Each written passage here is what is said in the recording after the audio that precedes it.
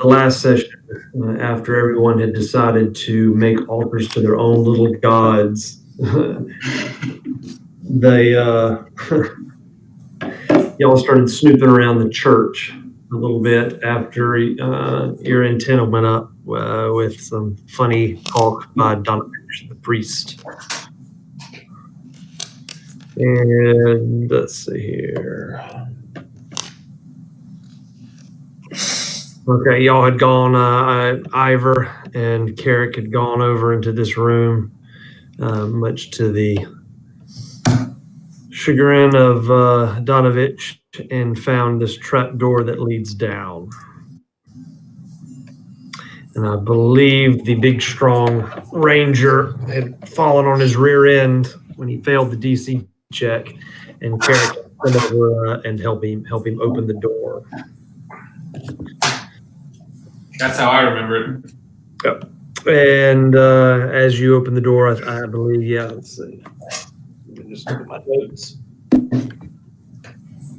Yeah, okay. I don't know if I said it last time or not, but when y'all did, y'all kind of got hit by a really pungent smell of death or decay, and then you heard some moaning, like moaning, not necessarily shrieking, but moaning. Does that sound familiar, or did I not say that last time? Yeah, I thought that's familiar. Oh, okay. All right. Hey, this dude didn't want us to go down there. Is that what I heard? That's correct. Okay. That's what I remember, but that is correct. He had asked y'all to kind of respect his privacy, that there was no need to, he had no business kind of shuffling about in the private rooms. And I think someone made a check and an insight check. If we haven't failed, believed him, but someone else didn't and went ahead and went through. Yeah, I fully believed everything the guy said. Okay, all right. I should have known it was Drew. Yeah, it was me. I failed the inside check. So okay, so all right, yeah, now it's coming back to me. So all right, so yeah, then that was when you had I think you had grabbed him and then kind of had released when you believed him, but by that point, Carrick and Ivor were already in there, and that was when y'all pulled the trap door open. So I guess that's where we will pick back up. Yeah. All right. So y'all pull open that door, and again, you kind of get hit, as it seems to be commonplace in this wonderful vacation spot that you're in. You get a wonderful smell of death, decay, stagnation, whatever you want to call it, that kind of hits you in the face. This hot, heavy air when the trap door flipped open, and again, you kind of hear this moaning or kind of grumbling, but again, it's a few levels below yelling, but I mean, it's pretty loud enough where you can tell it's something down there.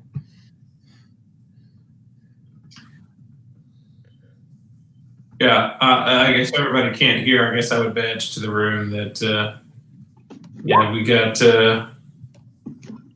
something, some kind of a trapdoor situation going on down here. Somebody wants to come in here. Home Slice doesn't want us in here, so that means we should probably go check it out. I want to move down there. Hold on a second. Who is this home slice guy? Oh, he's the preacher man in the church. Okay. Have we had arrests at all since we fought all the vampires and all those guys in the street? No. No. I mean, I guess there's no reason to push down there if we want to take a little shorty rest. Well, we've already opened the doors. Okay. I want to walk in to Carrick. close it. I can close the door if we need to close it. Yeah, really.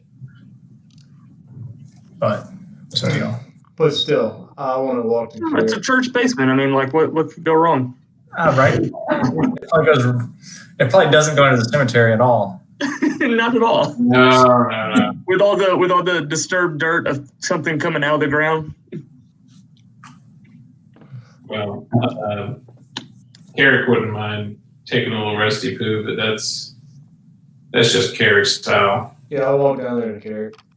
I want to walk past, what's this priest's name? Donovich. Donovich. I'm not going to say anything to him, but I'm going to know my enemy. Okay. And if he has a class level, I'd like to know that. Or above or below mine. That's what you got to tell me. It is below yours. Okay. I guess since it's below mine, it doesn't really matter. But I guess Constitution. His constitution is 10. Yeah. Okay. So yeah, we can safely take a rest here, fellas.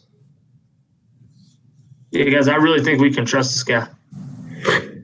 Why don't you talk to him for like an hour or so then? I'm good. I mean, I was going to give him a sword, but, I got shut down.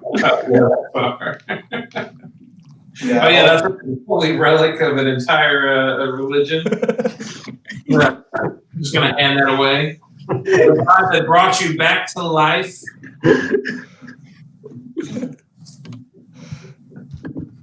So Does Groot feel like a moral conundrum? Like, is he torn between two gods because some god that wasn't his brought him back to life? No, not at all. No. No, because my God has met me in the afterlife, bless my soul. And then another guy brought me back, but it's fine. They work in tandem at times. Everybody needs a little help every now and then. Yeah, Right. you get a little They strange. work in tandem. Yeah, you get a little strange on the side. It's fine.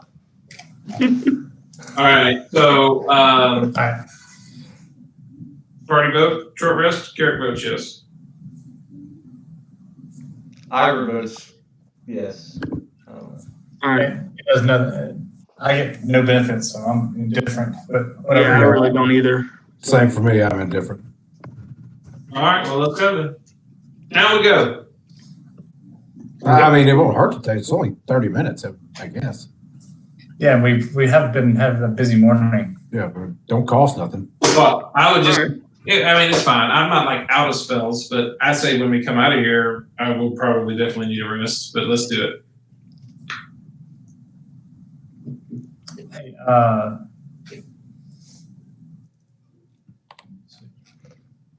Don, you gonna be here when we get back?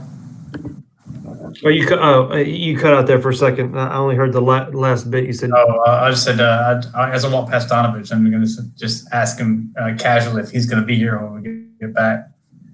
He barely kind of hears you again. The way that he was, he's kind of in full on panic mode. He's continuing to kind of yell at or past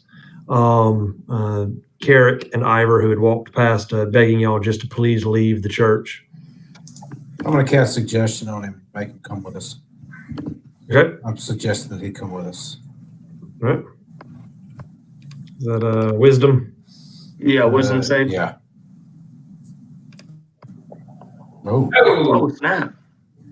He's pretty wise. No, he's not super wise, but he just rolls. He rolled good. he rolled well. I don't know what was the what was he rolling against, or was it a DC? It's done. I mean, Yeah, it's over. It's a 17, isn't it? Yeah. Yeah, 17 DC. Oh, okay, I wasn't sure.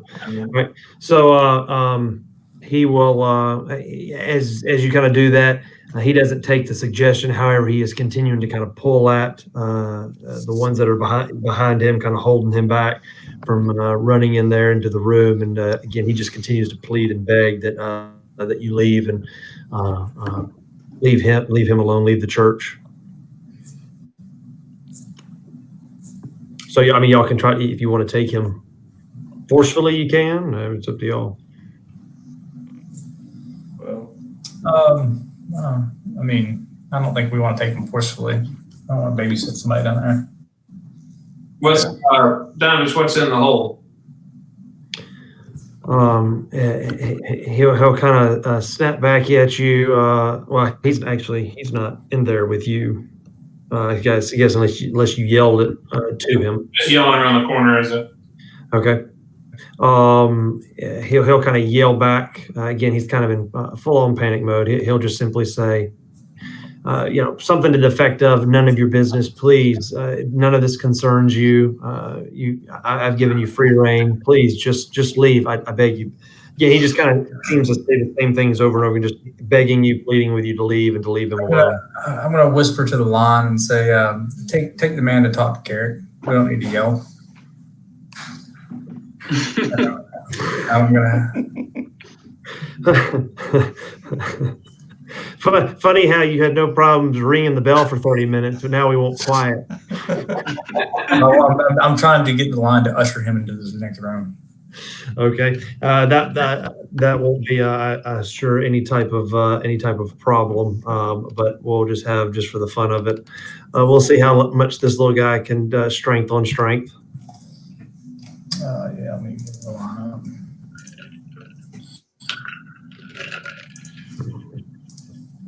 Well, Donovan puts up a little more of a fight against this 7-foot tall gladiator than one would expect, but he is kind of pushed into the room with the help of the gladiator. I'm not sure if Groot was going in, but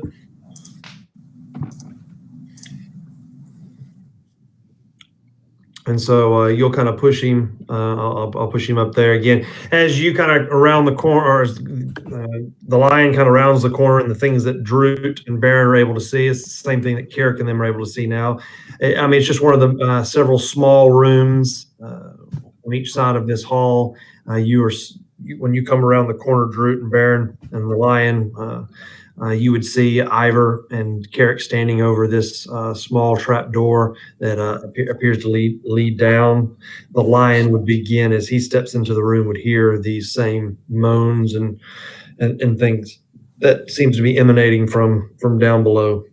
Now that I'm looking at him again, like, does he look angry? Does he look scared? Is he genuinely concerned? What is his demeanor? Make a perception. 23. He is scared, like scared witless. Okay, so he's scared. Okay, so all right, Donovan. Look, you live in a land ruled by a vampire and with werewolves and God knows what else roaming around in the woods, and you're scared of something in your own building. He looks now that he's in the room. He kind of looks at you again. He's calmed down just enough because now he sees that y'all have not gone down there yet, and he you can kind of see again that same fear in his eyes, but at the same time he kind of not only with his face but with his words kind of pleads with you, and he says, "Sir, please, he kind of when you mentioned describing scary, he says, I ask you, implore you, please." Leave me alone. Leave that room alone. Leave the church alone. I beg you. Has he described to us why? That's what I'm trying to get out of him before we go down here. I don't think he's going to tell us, boys. Well, I mean, if you want to ask a question in a different way or whatnot, it depends on how you ask the question. Well, I tried. How exactly did you phrase the question? I asked him what has him so scared of his own church. Okay. And we asked him what was down there. He wouldn't say, so who knows? Ask him if he's charmed by a vampire. Good question.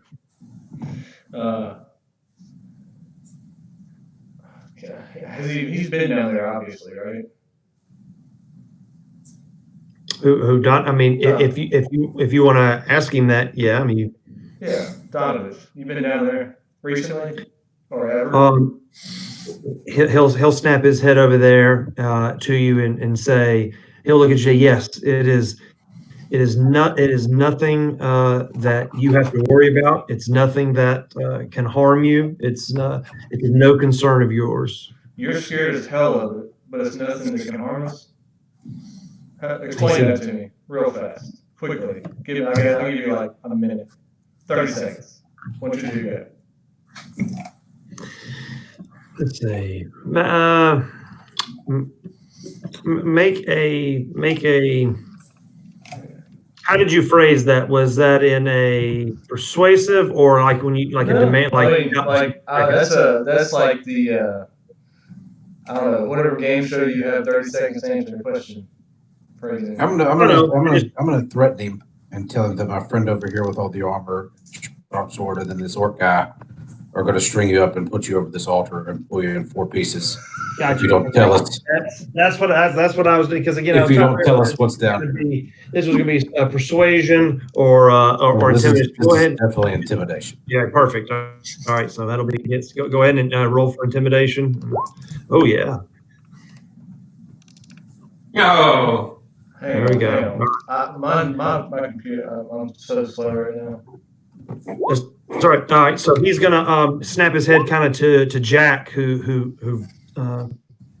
will say, since he said that, we'll just bring Jack on down into the room. Oh, I'm sorry. I thought I was in there. I thought I was there. That's right. Yeah, I mean it is a small. It's a small room. I mean, but yeah, Jack is in there, and he'll snap his head to you. And the way that you say that, the way that you deliver that threat, he'll then look back at Baron, who you just referred to as being the one that's going to basically pull him limb from limb.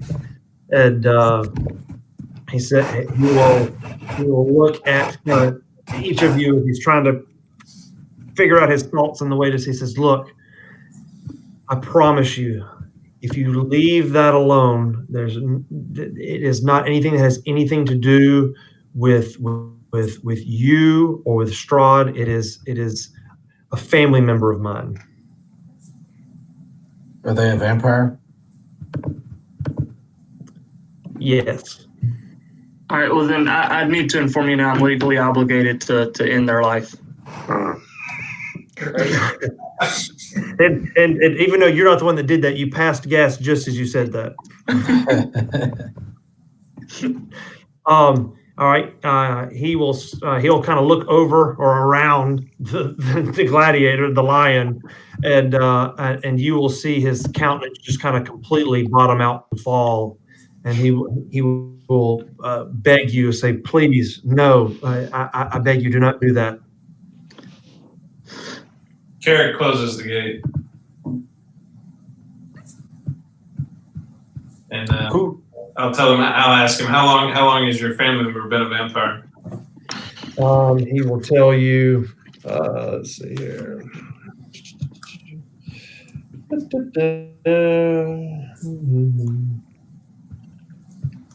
He'll say a little over a year ago. And you keep him contained against his will or with his permission? Make a persuasion check on that. No, it was actually a good persuasion. 15. I don't know why I keep minimizing this guy's thing. We could just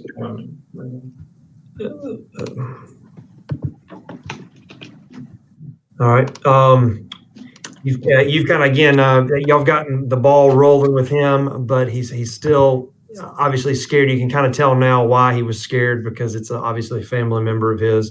But when you kind of ask him against his will or with his permission, you can kind of see he doesn't know how exactly to answer it, and he'll simply answer with, "I'm doing the best that I can for him."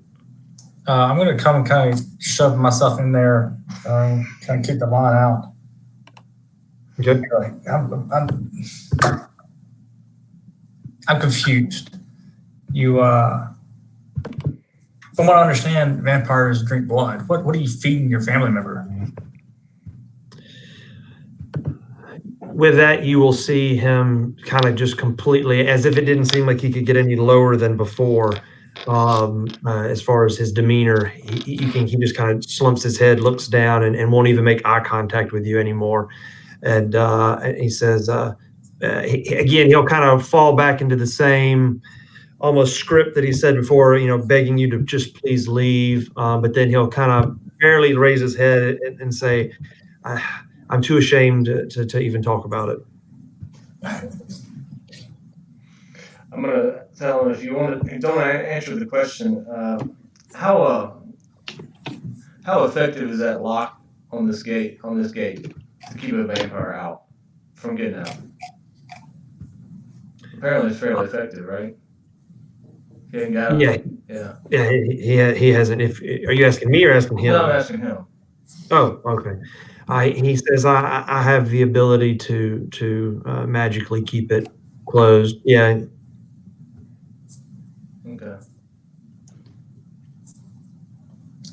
Well, are we leaving this alone, or is this your wife, your kid? What is this? He says it's my son. What's your son's name? So, from what I understand, the only way to cure this is to kill them. Is it right? Am I wrong? I mean, we haven't been able to cure anybody.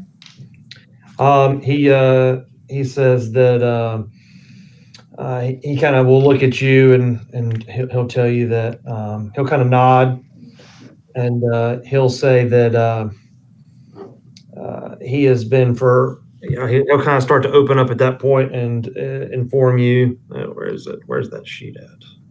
Might as well do that. Let's see here.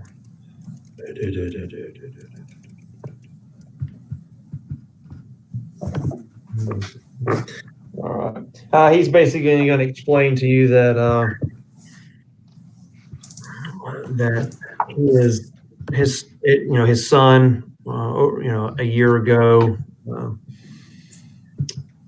took part in something that he had begged him not to take part in, and he was changed into a vampire, and he has done his best for the past year to try to keep him alive, but without destroying him. And he kind of nods to your question about the only way that's the only way that he knows how to cure someone of vampirism is to destroy them. But he has been, and then you'll kind of see him pause, and he'll kind of look back at you and say that he's been trying other means and methods to keep him alive and maybe cure him. When Karen hears Keep that, going. yeah, I'll certainly ask him to elaborate.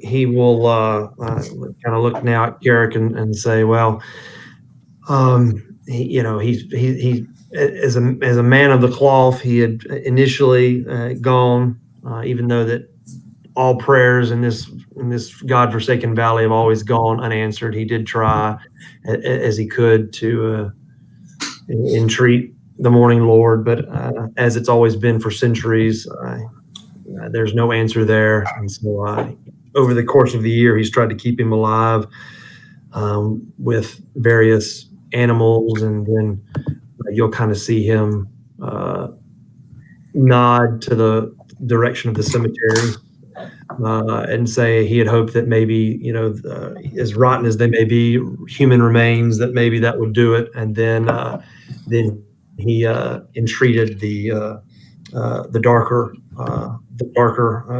side of magic in hopes that he would be able to maybe find a cure. The darker side. So one day you're going to slip up and he's going to get out and kill everybody in this town, or you're going to have to kill him. He's going to then kind of look at you, and he'll say, what do we say to that? Make a persuasion check. There's a reason for that. I know you're not technically persuading, but that's going to dictate what he says. Really good at this. I was very persuaded.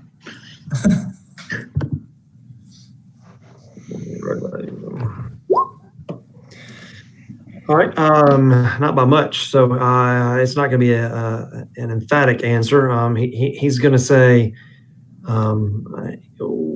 what Strahd doesn't finish with the people of this town. There may be some truth to what you say, but it may not be by his hand. It may be someone else's. About the time your son was turned, was anyone that looks like me in town? That looks like you. What do you mean? Like, could be my brother, say. Oh, I got you. I meta wise, I didn't know what you meant. He's going to kind of look at you confused, similar to the way that I didn't know what you meant, and say, "No, you're the first person that I've seen that. You're the first elf I've seen. Let's put it that way."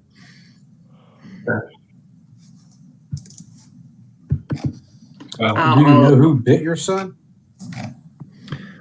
He will look at Jack and say, "I assume it was either Strahd or one of his underlings," and then he'll go on to say that he'll name his son. His son's name is Doru. That again, over a year ago, he and some of the other villagers took up arms against Strahd at the behest or at the convincing of a wizard that claimed to be able to destroy Strahd, and he wasn't able to get a lot of people, but Guru was one of the ones that he was able to, and he, they marched on Castle Ravenloft, and as far as he knows, no one survived, not even the wizard, but Daru returned as a vampire spawn. Yeah. Okay, can you talk to him, your son? He says that he kind of shakes his head and says, "I mean, I can, but he is at this point, is, on the cusp of starving. He's basically just a bloodlust monster at this point." While they're talking, I'm going to sit down and light some incense. At least 25 gold worth. So I'm going to speak to the priest now, and I'm going to say, priest. Yeah, go ahead. I was going to say, priest, I know this is difficult. I've in my travels, I've known some who've had loved ones who have fallen prey to this curse. And while it's difficult, this is no longer your son. He's lost his life to this curse and is an abomination. And I know you cannot pull yourself together enough to end his life here, but I'd be willing to do it for you, to save you the horror of having to end your own son's life. Make a persuasion check on that.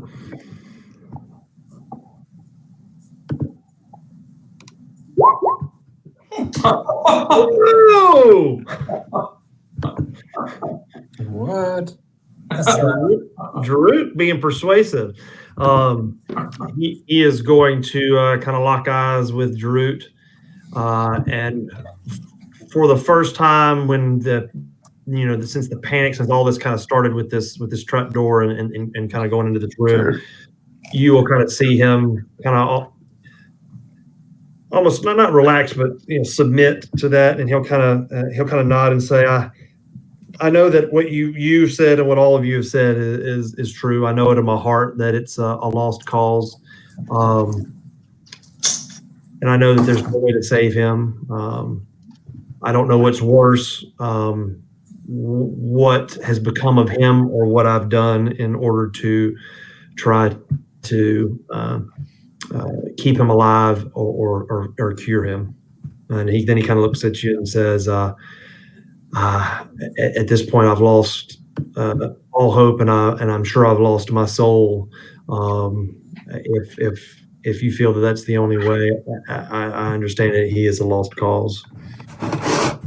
I'll just say I understand you've carried a great burden in this, and it's a difficult loss indeed, and one I cannot imagine, but please allow me to end both your suffering and his as well, because this is not a life you want for your son either, being trapped in a basement, subject to this curse. Please allow me to end this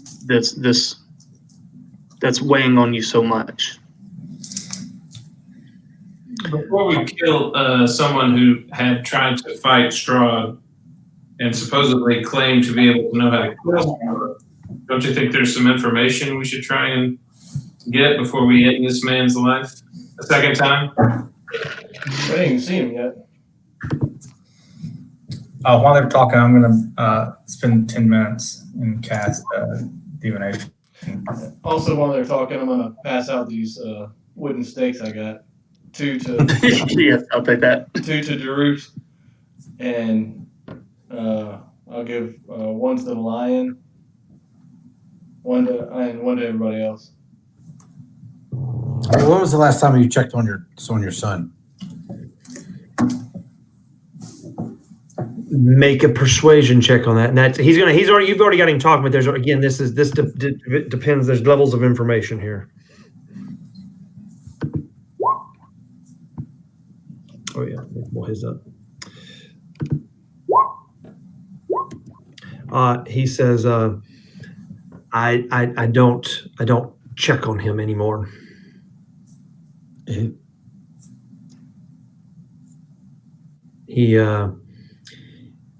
He gets what he needs other ways. Is there another entrance to this prison that you have again? He nods. There's a lock on this door and you can get out.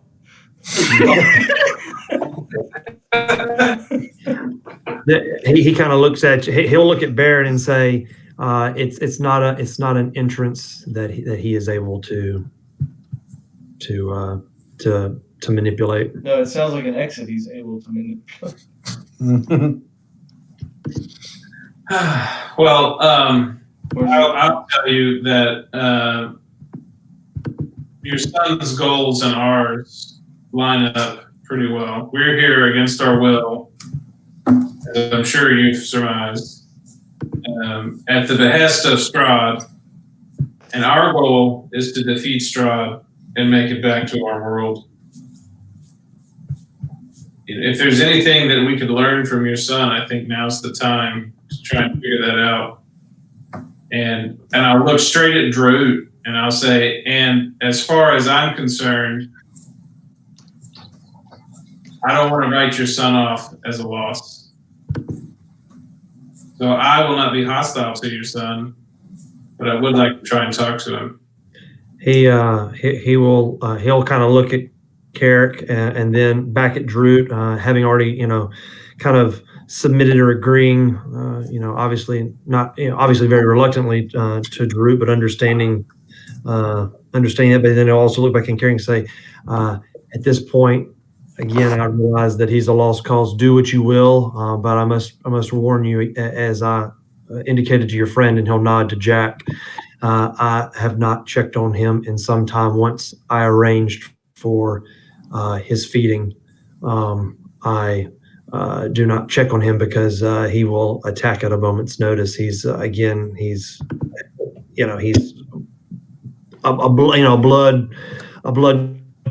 night creature, a blood creature of the night. He will attack on sight, I'm sure.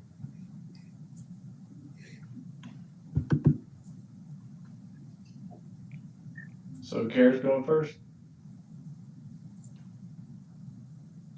I mean, if we're going down, let's do it. I'm going with Carrick for sure.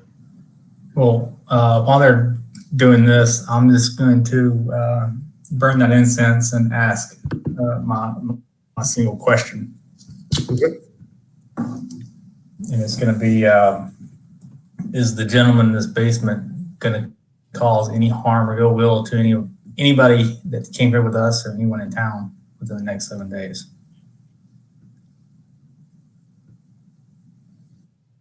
That's the way you're going to answer? Is that the way the exact question you're going to ask? Yeah. All right, and I guess whatever this is, he has to answer it.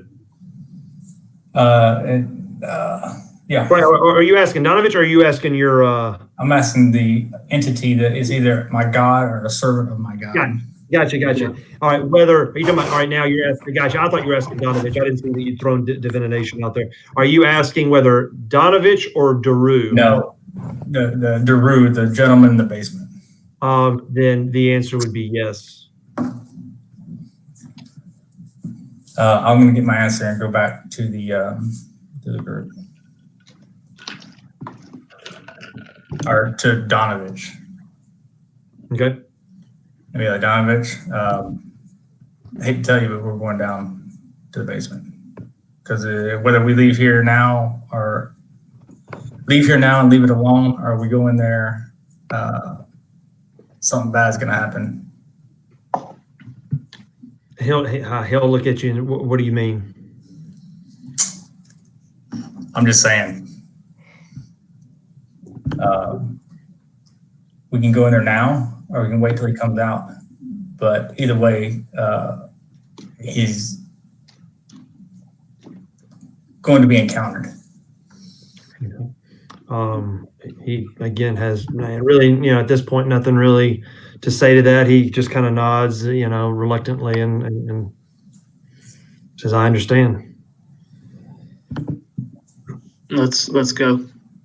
All right. And I'll relay to them that, listen, this either happens now or later. I'd rather do it on our terms than be surprised. Assuming he's down there. Shit, he may be gone. Well, it was alluded to that he had a way out or a way down to get food. Yeah, this door was more to keep him out of the church than to keep him. Yeah. Right. Well, I mean, if he could get out of that hole, he could get back in the church the same way we did. Through the front We has door. to be invited in, I think. Yeah. Yeah, now that he's a vampire. Donovich, do you have a key or do we need to break the lock? We've already opened it. Yeah, they've already. Last session, it was an arcane lock that Carrick had dispelled. That's right. All right, let's go down. Right. Who is, I guess, going down first? Marching orders. I'm actually going to ask Carrick to hang back with me. I mean, we'll go down last, but I want to talk to Carrick. Okay. So I'll hop down there with fucking the lion. Whatever. I'll be solidly in the middle. you'll be the Oreo and the double stuff. All right. So you said Baron, you're going Sure. with the lion. Who's in front? The lion or you? Baron, of course. Okay. No, I'm just. I was kidding. I figured at this point maybe you were going to push him down from behind. No. Just for fun. All right. So let me drag the old lion. I'll get bit first. That's fine. Before somebody gets bit. Go ahead and move him. Carrick's trying to make friends with the guy, so. All right, so Baron. Oh, that was the wrong order. Sorry.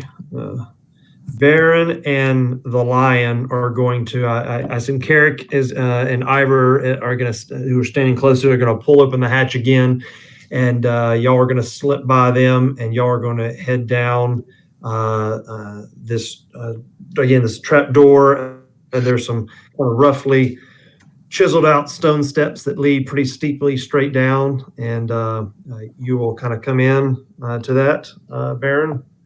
Okay. And you are you going to be just traipsing down there, or are you stealthing in it? Let me move my map real fast. If I can. Down the stairs, me and the lion will roll stealth checks. Shit. All right. It's not gonna help. That's Dex, I believe, isn't it? Yeah. No, the text.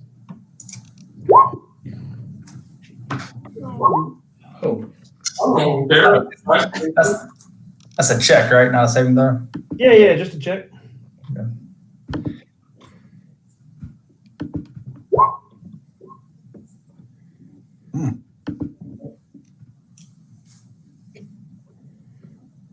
All right, so the lion. Okay. So Baron is going to be extremely stealthy. He's been studying. Well, not Ivor's playbook. we'll say anybody else's other than Ivor and Grimm's. But you kind of are making your way down the steps. As you are very carefully doing that, you should be able to see something, Baron. I see something. Yeah. So as you kind of creep down this, it's kind of very sparsely lit by a torchlight, but you are able to see a lot of stone columns. You are under the undercroft, the basement of the church. But kind of through the pillars on the far end, you're able to kind of see what you see. This thing has not has not heard you or noticed you. But as you kind of make about the third or fourth step, the lion, who apparently has been studying Grimm's playbook, is going to trip on his own bootstraps, having a hell of a time trying to keep his feet. He's going to maintain his feet, but he's going to make all kinds of racket. And at that point, Baron, you're going to notice that this thing that's crouched in the corner is snap its head, spotting both of you coming down the steps. And as you do that, we are in a turn order. Dang.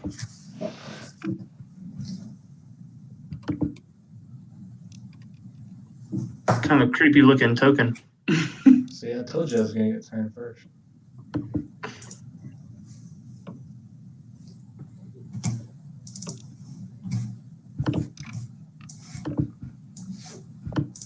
Yeah, let's see, Jacksters. Who's the one that doesn't pop in automatically? It's Carrick and Ivor. If you don't click your token on the initiative order, Everybody else is every time they roll initiative, it always does theirs, but again, it's Carrick's is you have to click different. your token and click your initiative. Ivor's never does it. No, it does. When I do it, it doesn't do it when he does Oh it. yeah. Oh, you want Ivor on initiative too? I thought it was just me and. No, I mean y'all are the only ones that are down there. Okay. So everybody's in initiative then. Let me But get. y'all aren't too far for them. Yeah, I mean, but we're gonna just put everybody for the ease of this. Let me get his sheet up real fast. Hold on a second. Let's see here. Got it right here. I'm looking. Let's see, Carrick. What was yours? I don't see it. 19. 19.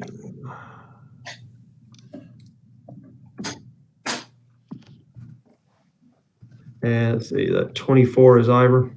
There Yes, it sir. is. Oh, and See how it popped right there in his name? It's 3 criticals in a row on the screen. Yeah, that's crazy. All right, I think that's everybody. About one person. Yeah. All right, so at this point, Ivor is not aware of anything that's going on. He's up there with Carrick and them, so he's just kind of standing there. What would Ivor do as the two again as the two that going first down? Is there anything that you would think Ivor would do? I mean, he would go down, but he would be stuck on the stairs behind the lion, I would imagine. Okay, so we'll just say he's taken up next in line to come down the stairs. Yeah, right. He couldn't do Right. anything. Same thing for Grimm. Grimm, I guess we'll put I'm Ivor. gonna head down there as well, but I guess we're gonna go over. All right.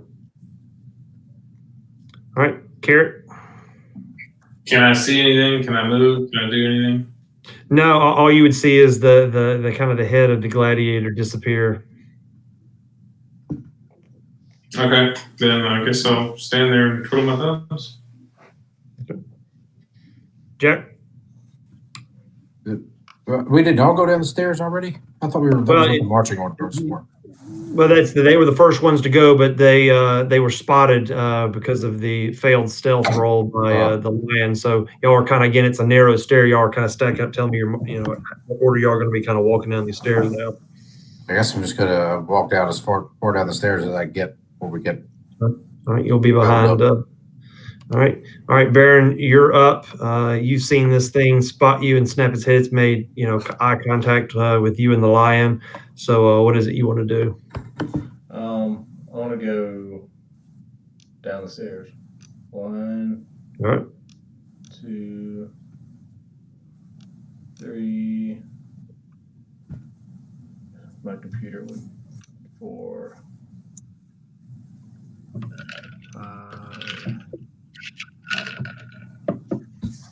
5, 6. And I'm going to hold my action for any advance on me. And Okay. yeah, that's all I can do. I guess that's all I can do. All right. Well, this thing is up next, and Actually, you said you're holding your action. My action could my action be? It seems. Speaking is an action. Well, it's saying something's a free action. Okay. Can I badge them? Is badging a free action? Yeah. Okay. Well, I'll badge them. It's right in front of me. All right. So now everybody would know that Baron has got eyes locked on and sees what's coming. And then you said you're going to hold your actual action for. Yes. You said For thing advancing. anything advancing to me within 30 feet. Within 30 feet. Well, I can tell you 5, 10, 15, 20, 25, 30. 5, 10, 15, 20, 25, 30. All right. This thing is going to immediately bolt at you. So it's now within 30 feet of you, and it's coming at you at great speed. Yeah, I'm going to throw my sword at it. All right. Hang on. Let me get back to so I can see what's happening here. Man, this is working so slow tonight.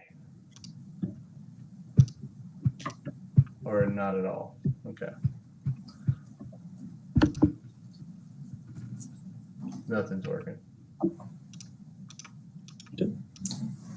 Something just popped up. Did it? Yeah, your hair is then. Yeah, what was it? It was a 15, and tie goes to the runner. So that's 21. It won't go to that screen. It won't go to the chat screen for me.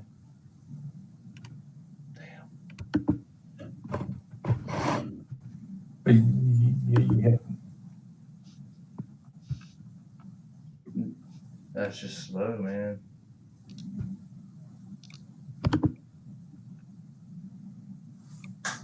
I'm gonna hit it again. I know I need to make a strength check to get it back. See if that works.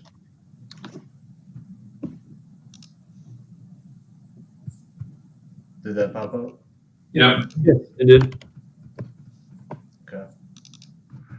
That's all working. It's 17. My sidebar is not working.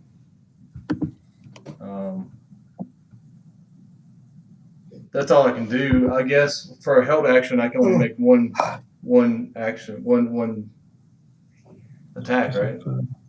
15, Mm-hmm. 23, 15. So at least I hit it, right? Oh, yeah. And that'll be his movement right there.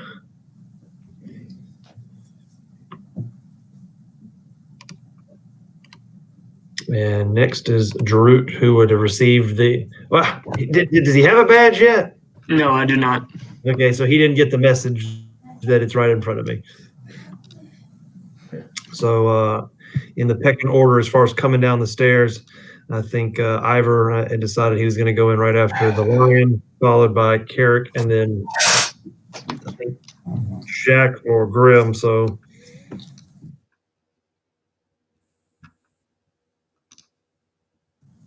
No, it's okay, because at this point, I really don't know that they've already encountered it down there. yeah. So next up is El Lion, who has just now kind of regained composure after almost falling down the steps. What's the lion going to do?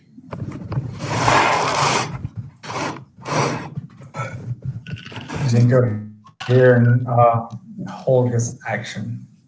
And well, actually, he's going to dash. Use his action to dash. Good.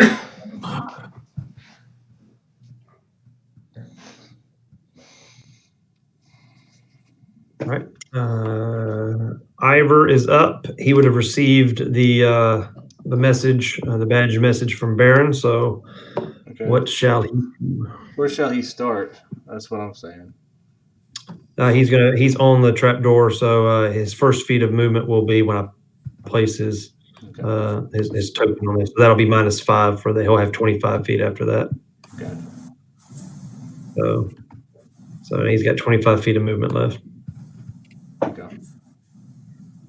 Go 5, 10. Is it just a railing? Yeah, it's kind of like a stone railing that goes down. Okay. 15, 20, 25. Does he have a shot there? Let me see. Yeah. Okay. He's got a hunter's mark, and this guy didn't take any damage, so. Yeah, he's taking damage. Okay. Remember you hit him with the sword? Yeah, I did. No, sorry. Hunter's mark, Colossal Slayer, sneak attack. And I guess tell me what happens because I can't see it. Yeah, you hit. It was 12, 1, 6, that's 13, 19, 9.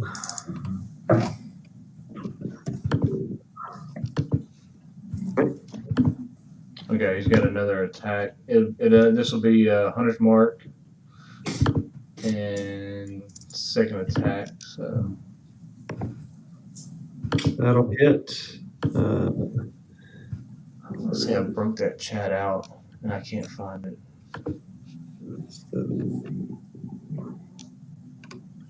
All right. This thing is going to howl in pain and kind of stumble forward as it was in mid sprint at Baron. It's leaving a pretty dark trail, a pool of blood underneath its feet with that second arrow.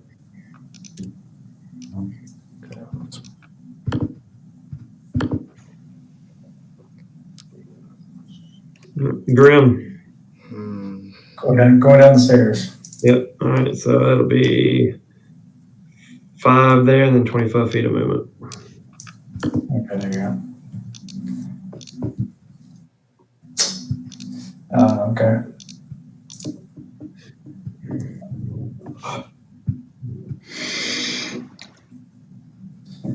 Go here.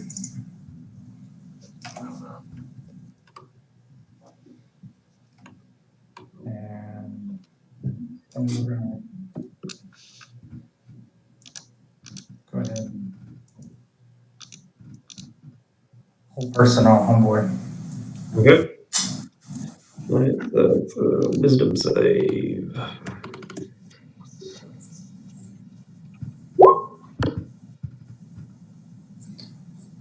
Yeah, he fell. Boom. So y'all will see him again as this all happening. He'll all of a sudden kind of completely stop and be held, and he'll kind of contort, and all movement will cease from his body as if he's stuck in place, which he is for a power purpose. Let's see here. Did you have any movement remaining? That's as far as I could go. All right. Same thing for you, Carrick. You were kind of standing right at the trap door. Step down the first step. You got 25 feet of movement.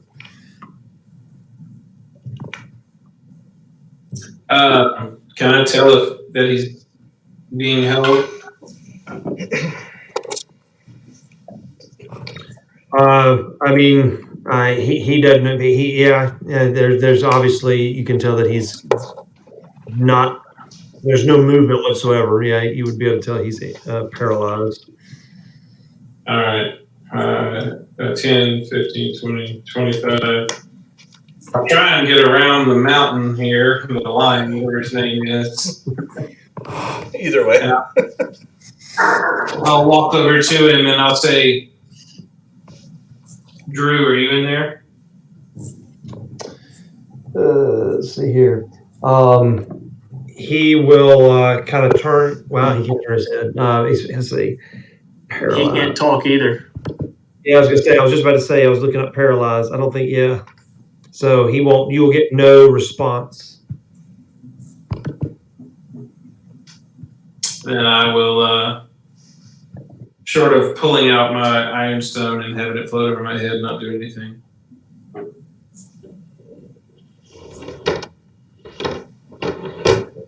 That's my action to activate the stone. All right. Jack, same thing for you. Party in the crib. You're gonna take your. Yep. Go downstairs.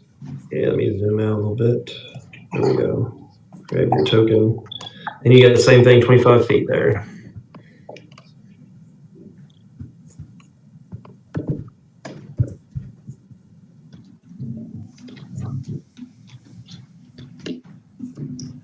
And I am just going to hold my action until I see this guy act hostilely again.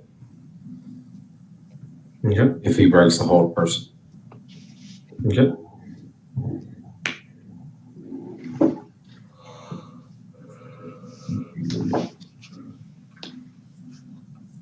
Let's see. It doesn't look like damage breaks the hold person, right? Am I reading that right? Damage doesn't break. He can say at his turn. He gets to make another saving throw. Just on his turn. The end of his turn.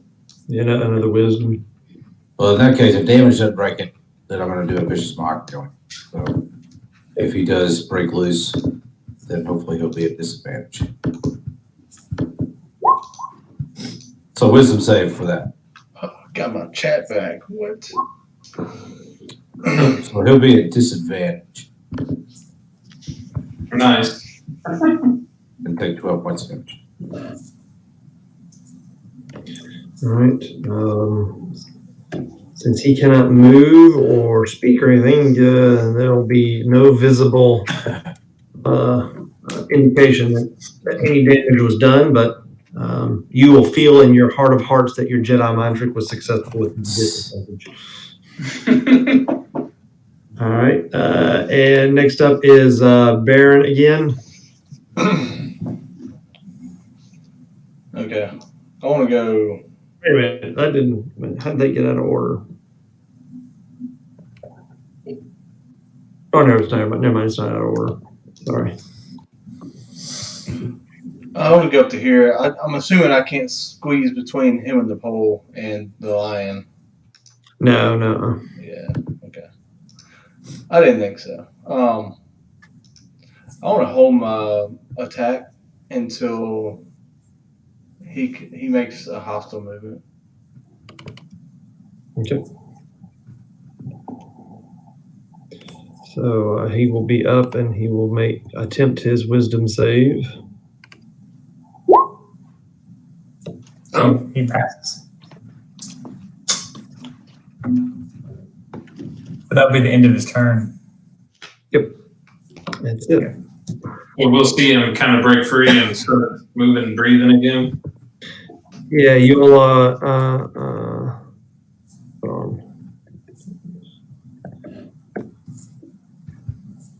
right.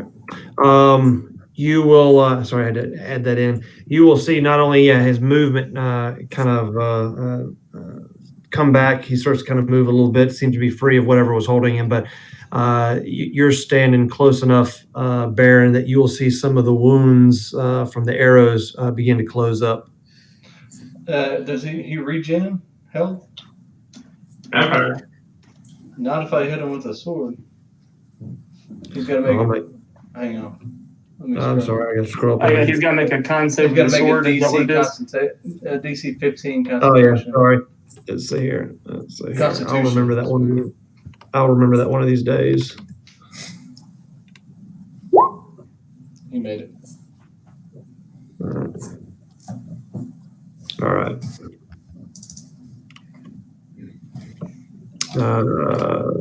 Right, Drew. I'm going down the hole. He's Yeah. gonna So far, I don't know what's happening in this room. Yeah, no one took a free action to tell you, Drew. Come on. we had to go. We had to go up there and find him. Oh, is that the beast over there? Okay.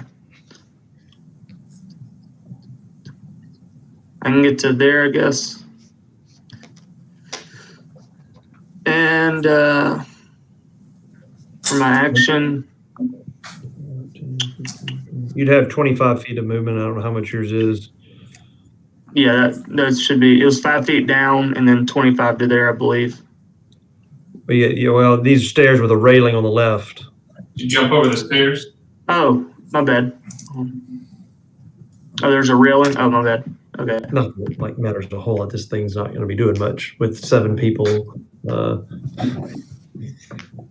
until it calms down Hades. All right.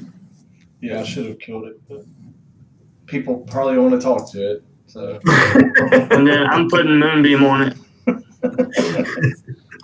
Moonbeam. I should have this memorized too by now too.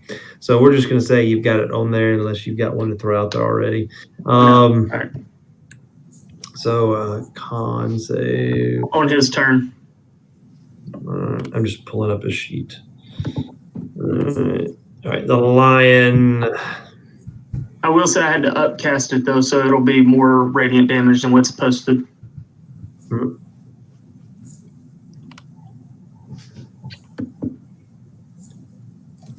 lion. The lion, getting melee or getting it flanking.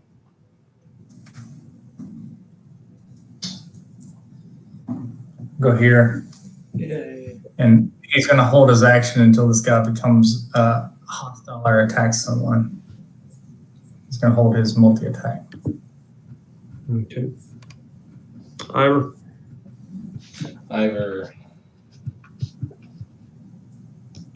He's gonna scooch over here.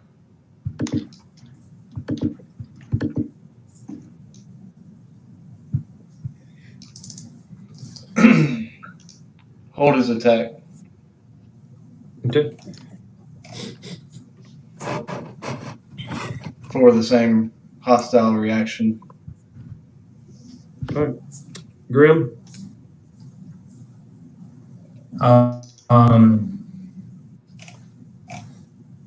Let's see.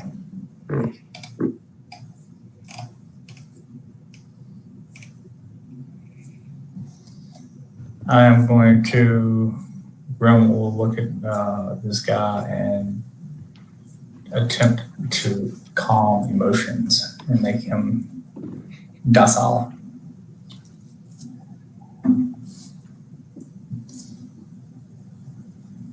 And it's a 20-foot radius of the people I choose. I only choose him, obviously.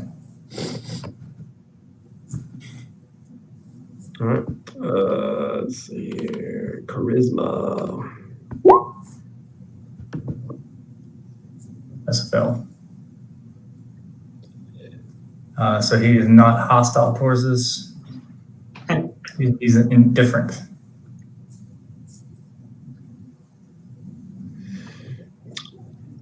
All right. Let's see here.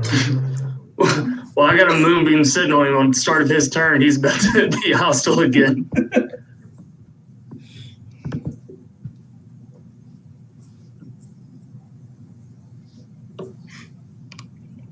All right. Garrett.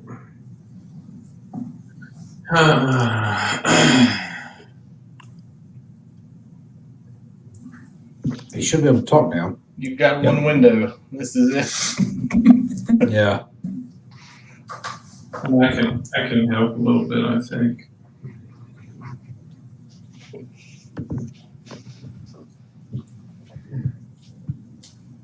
I want to just barely nick him with that circle. And that circle is going to be. I don't know. You're going to nick somebody with that circle, whether it's yourself or the lion. I can nick whoever I want. Oh, okay. Oh, okay. If I touch them with the circle, I get to do something to them. Oh, that's fine. I was saying if this is some ill effect, I'm just going to warn you that circle.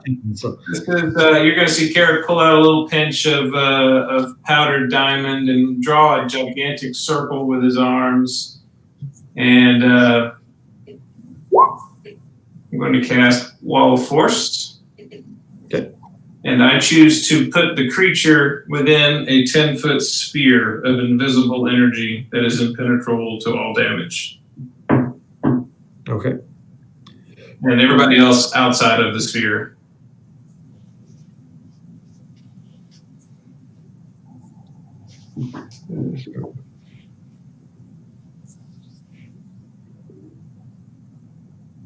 All right, help me out with it. I'm just trying to make sure we do this right. Just if it's a 10-foot 10-foot radius, and it's a complete sphere.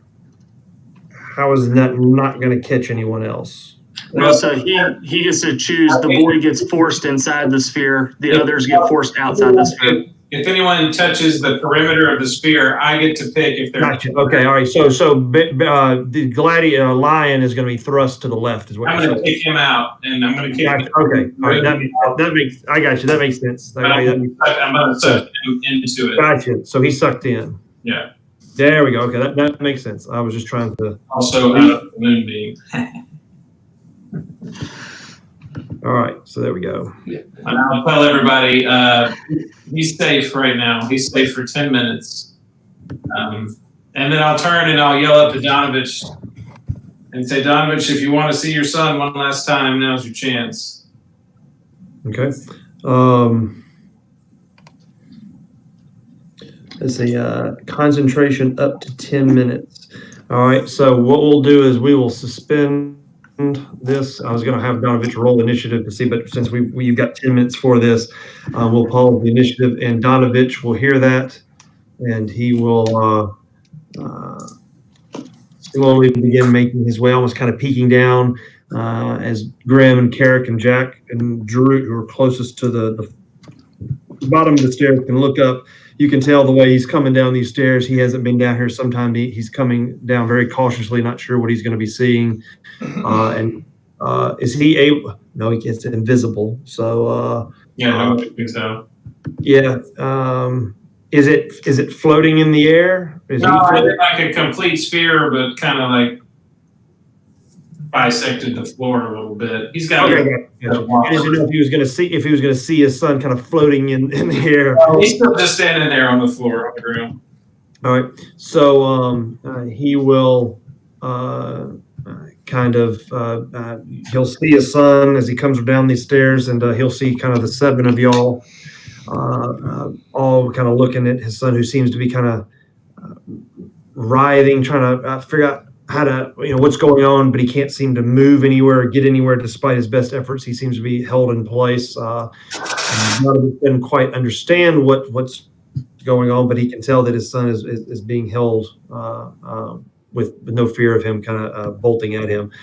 So he'll walk up kind of to Jarut and Carrick and say, well, what did you do to him?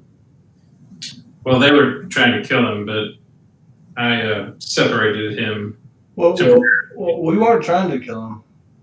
We actually held all our actions.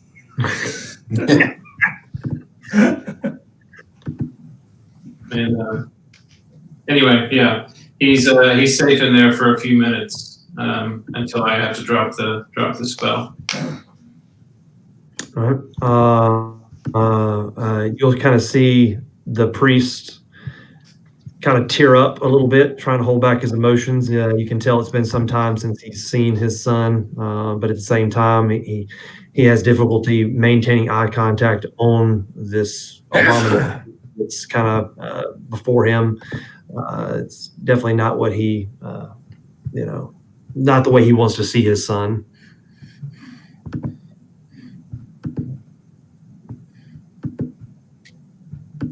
now turn to Drew again and try and see if he's in there.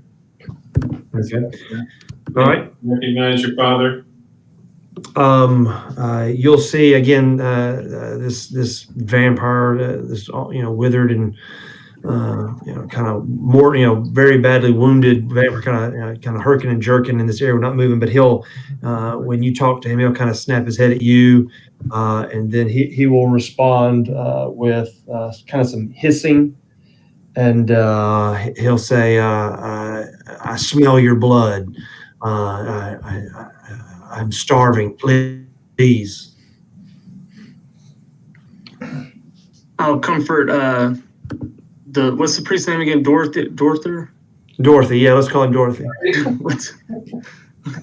Donovan. Yeah. Donovich. I'll say Donovich. If you have any last words to speak to your son, I would suggest do it now and maybe leave the room. I know this will be difficult for you. I'm going to take out a steak. But Baron always one for tact. As Drew says that, Donovich will see out of the corner of his eye. He'll see, Baron will run out of steaks. And I'll pull a steak out as well. And he will. He's going to kind of approach his son because again he doesn't see this. It'll be like Phantom Menace when they were trapped in the core room. Except you can't. See it. It's completely he can't see it. So walk into it. Yeah, I'll let him walk into it. I don't care. Okay, and so it'll push him back, correct? It's like hitting a brick wall. I mean, he can't get through it. So he's going to kind of reach out his hand again because this is all invisible to him. He'll kind of reach out his hand. Again, you can see he's emotional. It's like Red Dawn. And he'll try to walk up to his son, but before he's able to do that, he'll kind of run into it, and it'll startle him and kind of shake him out of his stupor, and he'll turn and say, what manner of magic is this? What have you done? How are you doing this? He kind of rapid fire questions. He doesn't understand what he's seeing. We can talk later. I just wanted you to have a moment with your son if you wanted to have it. He'll kind of look and he'll again kind of show that he understands with a nod of his head, and he'll turn back to his son, and I'm sure it's something wonderful and sentimental that he would say, like, I'm sorry, or I love you, son, something to that effect. He'll say a few brief things, some out loud, kind of some under his breath. That again you kind of still hear, but you can tell he's struggling to relay what he knows would probably be at this point the last message that he would relay to his son. Kind of begs his forgiveness for what he's done, and asks him to forgive him. And then he'll kind of turn to you all and say, I have nothing else to say to him. Please don't let him suffer anymore.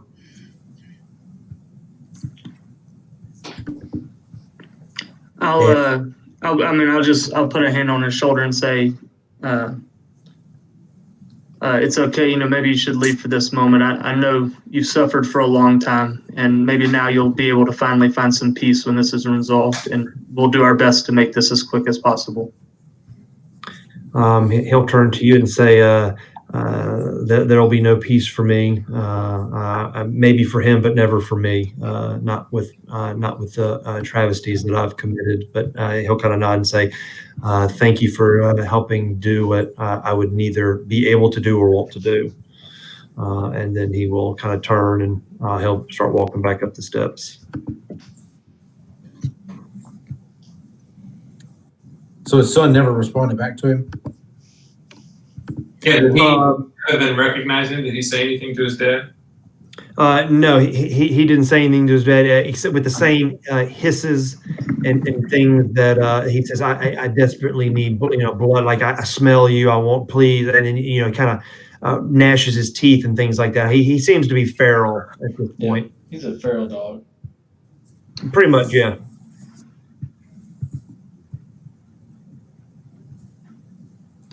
Steaks ready? Mine's ready. I'll approach the sphere. and I'll just ask him. You once fought against Strahd. We're here to do the same thing. If there's anything you can tell us that would help us defeat him, now's the time to do it.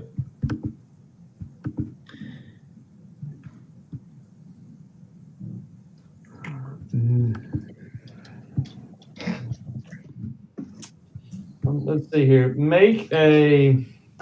Oh boy, character, non-social one.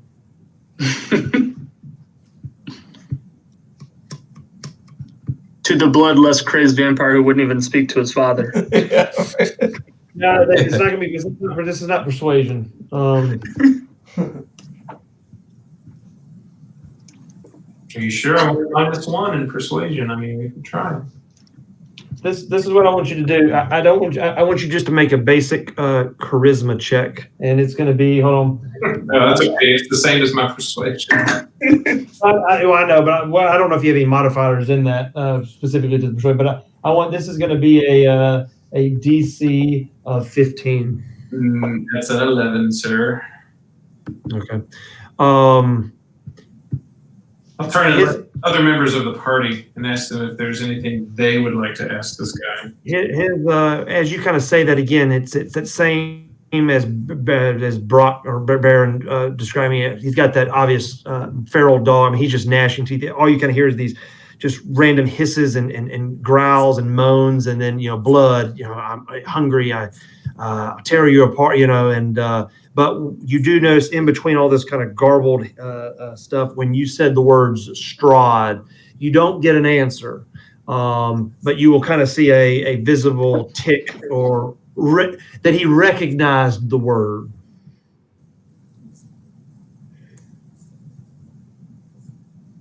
Well, character. Anybody else wants to try, or we can just kill this guy. Whatever. Just put him out of his misery.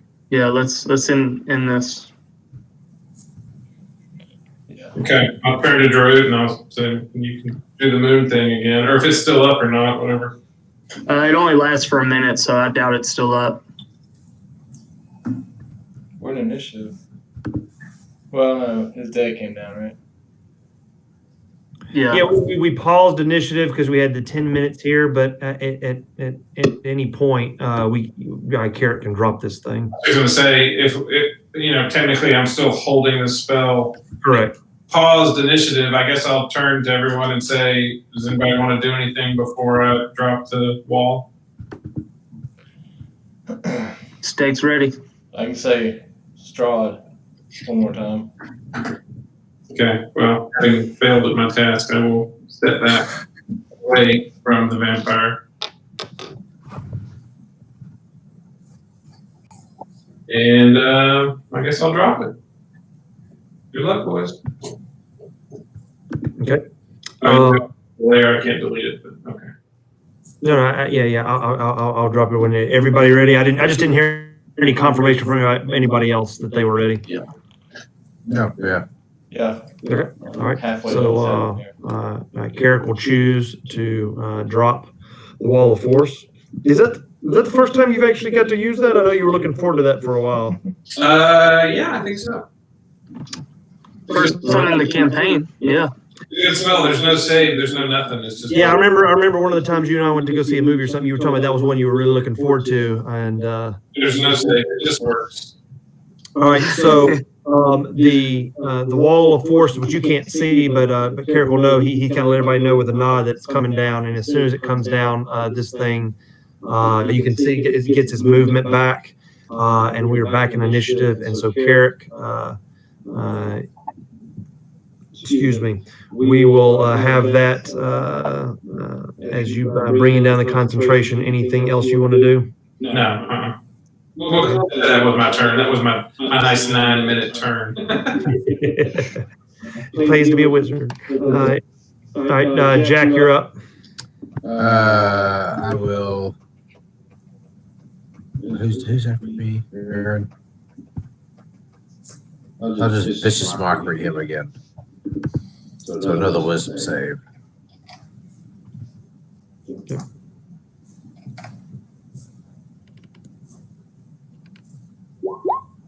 Oh, just barely missed it. Good.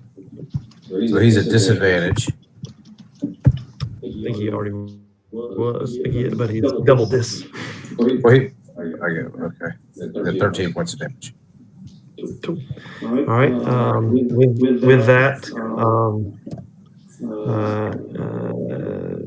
all right, now, so we don't mess this up again. That moonbeam was gone, right? Yeah, moonbeam's gone. Okay, so he is going to puff into mist.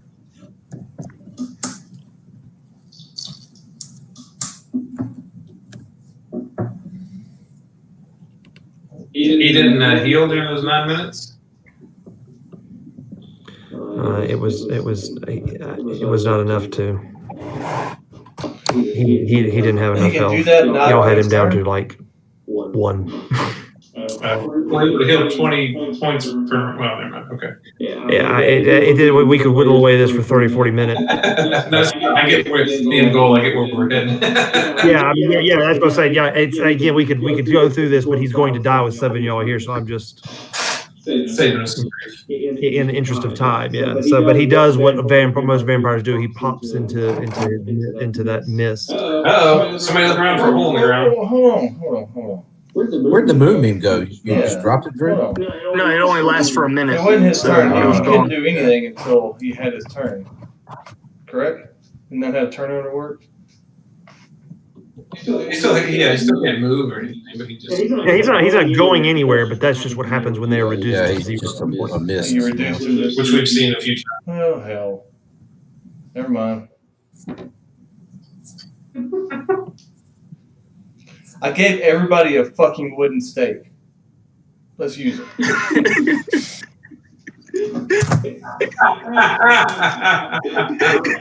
I wasn't gonna say anything, but I'm not gonna lie to you, I wasn't planning on killing that guy. But Yeah, I don't think he thought he was going to kill him. Although you've killed several vampires by mocking them. With words. Alright, well, That's really. my turn. I'm just gonna stand there and be like, I'll go stand at the top of the stairs and hope he fights me and I can be a vampire. Because they're awesome. So, let's go up here. so Baron is hopping up to the top of the stairs.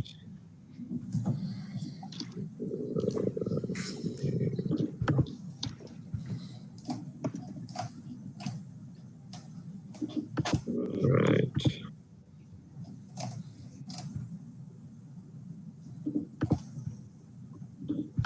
All right. So, this mist. I mean, you can kind of see. I mean, again, it's not as prevalent or as defined as the fog that rolls in all the time. But I mean, you can kind of make it out, and it seems to just kind of be hanging there. As it's now his turn, it begins to kind of float around. But it does not appear to. Hold on one second.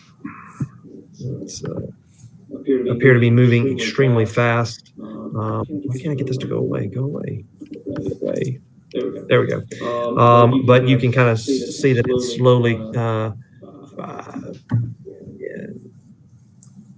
15. And it's kind of going up. Up, actually 5 feet up, 10 feet up. You can say bad movement because he's going up. He's kind of up in the air, but he used movement to rise. So it's kind of rising at a 45-degree angle up, headed toward the stairs.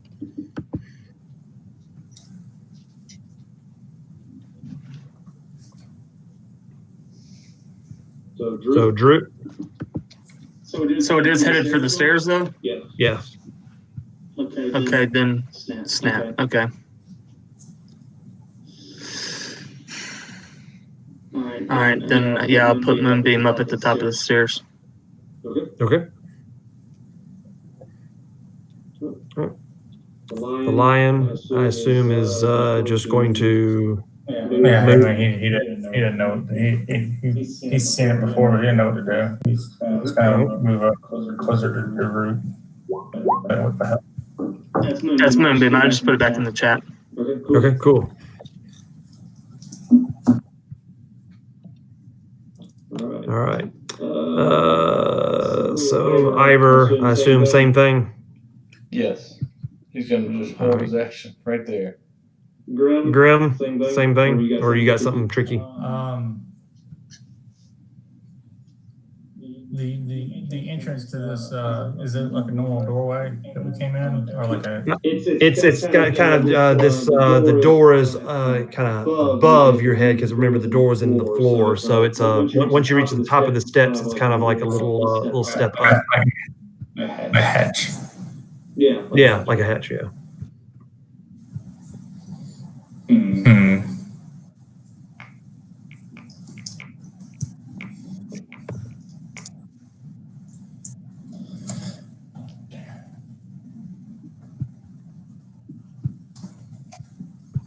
Just to be aware that there is a moonbeam sitting on that square. Yeah. Is it gonna hurt me? Yeah, anything that's in it at the start of your turn. We'll finally get to see what Grim really is. Shapeshifter. You just thought he was a 3-foot dwarf. Grim was a mimic the whole time. Yeah, technically, I guess if you step into it voluntarily, though, then you'd have to make a con save too.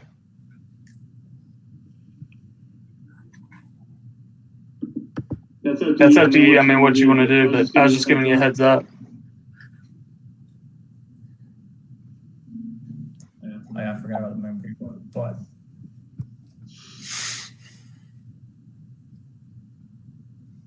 yeah, I'll just walk into it. And is this what is this room made of? Is it stone? Yeah, dirt and stone. Yeah. Okay, I'm gonna close the door. All right. And I guess I need to make a con save. Yeah.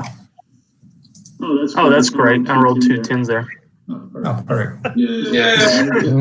Like the highest roll I've ever had on Moonbeam. So yeah, you'll take 26 radiant. We're just having holy war on holy war here. My token's wrong, but I'll do it on my. Oh, I might have drawn. It might be one from. I've got several of these battle maps. I have old tokens on. If I didn't, Right, I got it right here. I really wish it would change it all and be easier. That was 6.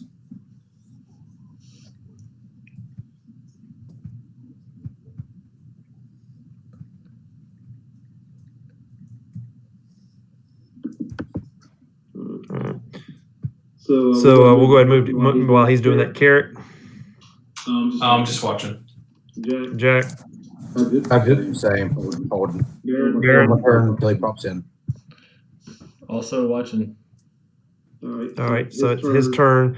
Again, he's 15 feet up, so it's going to be across. Yeah, I'll and hold he's my going action to for him, but if I see him, but he's a mist. So I mean, you can kind of make out. I mean, it's like because you saw when he turned into it. You've kind of been training your eyes on this fine little mist that's kind of been going through the flickering torchlight. But he's going to be floating up to where the door was, but he's going to hit the moonbeam, and that was I think something at a disadvantage. Constitution at a disadvantage, or was it? Yeah. Moonbeam is. Con save. And it's a disadvantage. Yep. Let me move his token so I can double click on it. All right, disadvantage. So yeah, it'll take the full 16 and revert back into the vampire form, I guess. Yep, similar to what you had kind of seen with Strahd. When he hits that moonbeam, he is going to. Well, he was kind of up at the door, so he's actually going to materialize, and the body is going to fall on top of Grim's head. But luckily, it's a small headspace because it's the door's right there, and so he's not going to take any damage. But this is not what Grim thought was going to happen. A moonbeam, 26 points of damage, and then a dead vampire falling out of the sky. This thing is going to kind of materialize, and you'll see his kind of limp form fall back as it kind of screams, and he'll kind of bounce down the stairs a few steps in between you all, and at this point, I think Baron, who's closest, was holding his turn. I'm gonna stab his ass in the heart with a wooden stake. Are you sure you want to do that? Yes. All right. Well, go ahead and make a strength check. A strength check. I didn't know how you're gonna handle that. Strength check. Okay. I clicked it. Oh, you stabbed him real good. Oh, he stabbed him. He's rolling like all nat 20s tonight. You stabbed him like into the concrete. So yeah, you're actually going to when you slam a hammer with your fist or the butt of your sword into his chest with that thing. Not only does it go straight through his chest cavity, through his heart, but you'll actually see that the stake kind of flattens as it hits the stone steps underneath, and you basically like flattening a penny. You've driven it clean through him, and he will kind of let out one kind of guttural roar, even though he's technically dead. The sound will escape him, and then he'll kind of writhe about. And similar to what you had seen with Strahd, he's going to explode into a cloud of ash that almost not only is it ash, but it's almost like ash that kind of like a sparkler. That not only is it powdery ash in the cloud, but it sparkles like little bits of fire or flecks of fire, and he is gone with, and it leaves a pretty bad odor behind. So we collecting this ash or what? Huh? Are we gonna collect this ash? Didn't we collect the last ash? This ash didn't even like I said. It's more like a sparkle. Like it seemed to spontaneously combust the ash itself. Talking blade style. Yeah. There you go. Perfect. That's exactly right. Blade style. Always goes back to a movie with me. So Over to Carrot. I'm just gonna look at Carrot and I'm gonna say, Carrot, I need you to understand this is not your brother. Your brother is somewhat in his right mind, who's not harming other people. The creatures we're facing here are not your brother. I know you care deeply. We all want to find a way for your brother to be made right, for us to cure this curse, but those that we meet here are not. And this boy, all we want to do is end his suffering. Let's not prolong it. We don't have to agree, and I'll walk off. All right. All right. So with that, I'm assuming, just to help things along, that Grim is not going to punk the rest of the group, but he's going to drop the stone shape. He's muted. Yeah, I'll reopen the door. I didn't know if we were, guys, I can't get up. We're stuck. We'll. Long rest.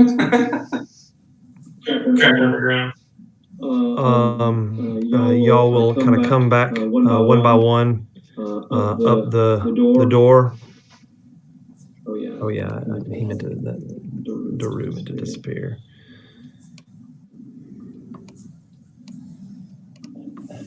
And go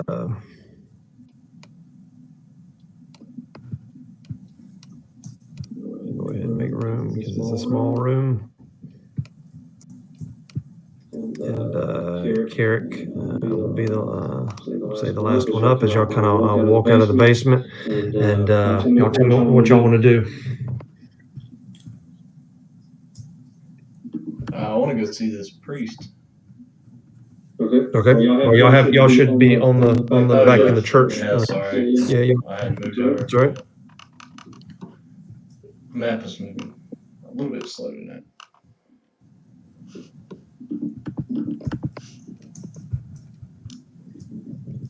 All right, so as y'all kind of come out of there, of the room, you'll see Donovich. He has his back to you. He's kind of kneeling down at the altar at the head of the church.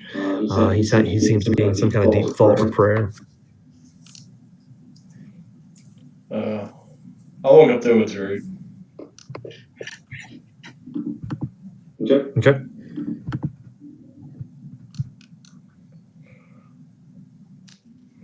I'm sure Drew. Did you have something you wanted to say? No. I was waiting on you. Oh. I was just going to place my hand on his shoulder and say, Donovich, your son is at rest finally. And I know you feel that there's no hope for you, but I want to assure you that there's always new hope in the next dawn. There's always a chance for redemption. And I'm sure in time you can find peace. As you kind of put your hand on him, he'll turn and he'll receive that information as he kind of looks up at you from his knees. He'll kind of bow his head for a moment and then look back up at you, and then he will stand up and he will say, something to the effect of, I appreciate the kind words, but again, there's no salvation for me and for what I've done. And he kind of pauses for a moment, and then he says, to truly make this right, you have put my son to rest, but I need your assistance if possible for one more thing. What is You it? have 2 sons? He's got 7. The 7th of the 7th son.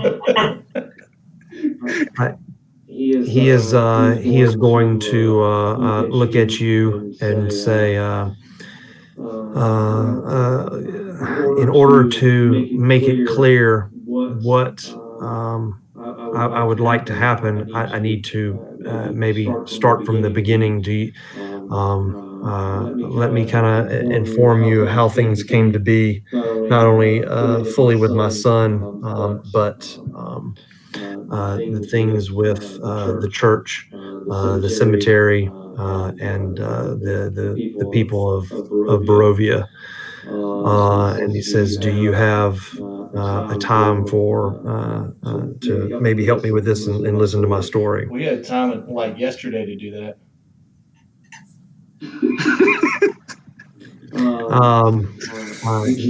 He'll kind of look at you and he'll say again, this is something I've been dealing with for a year or over a year. Obviously, I knew it needed to be done, but I hope you understand that this is not something that no man wants to kill his own son.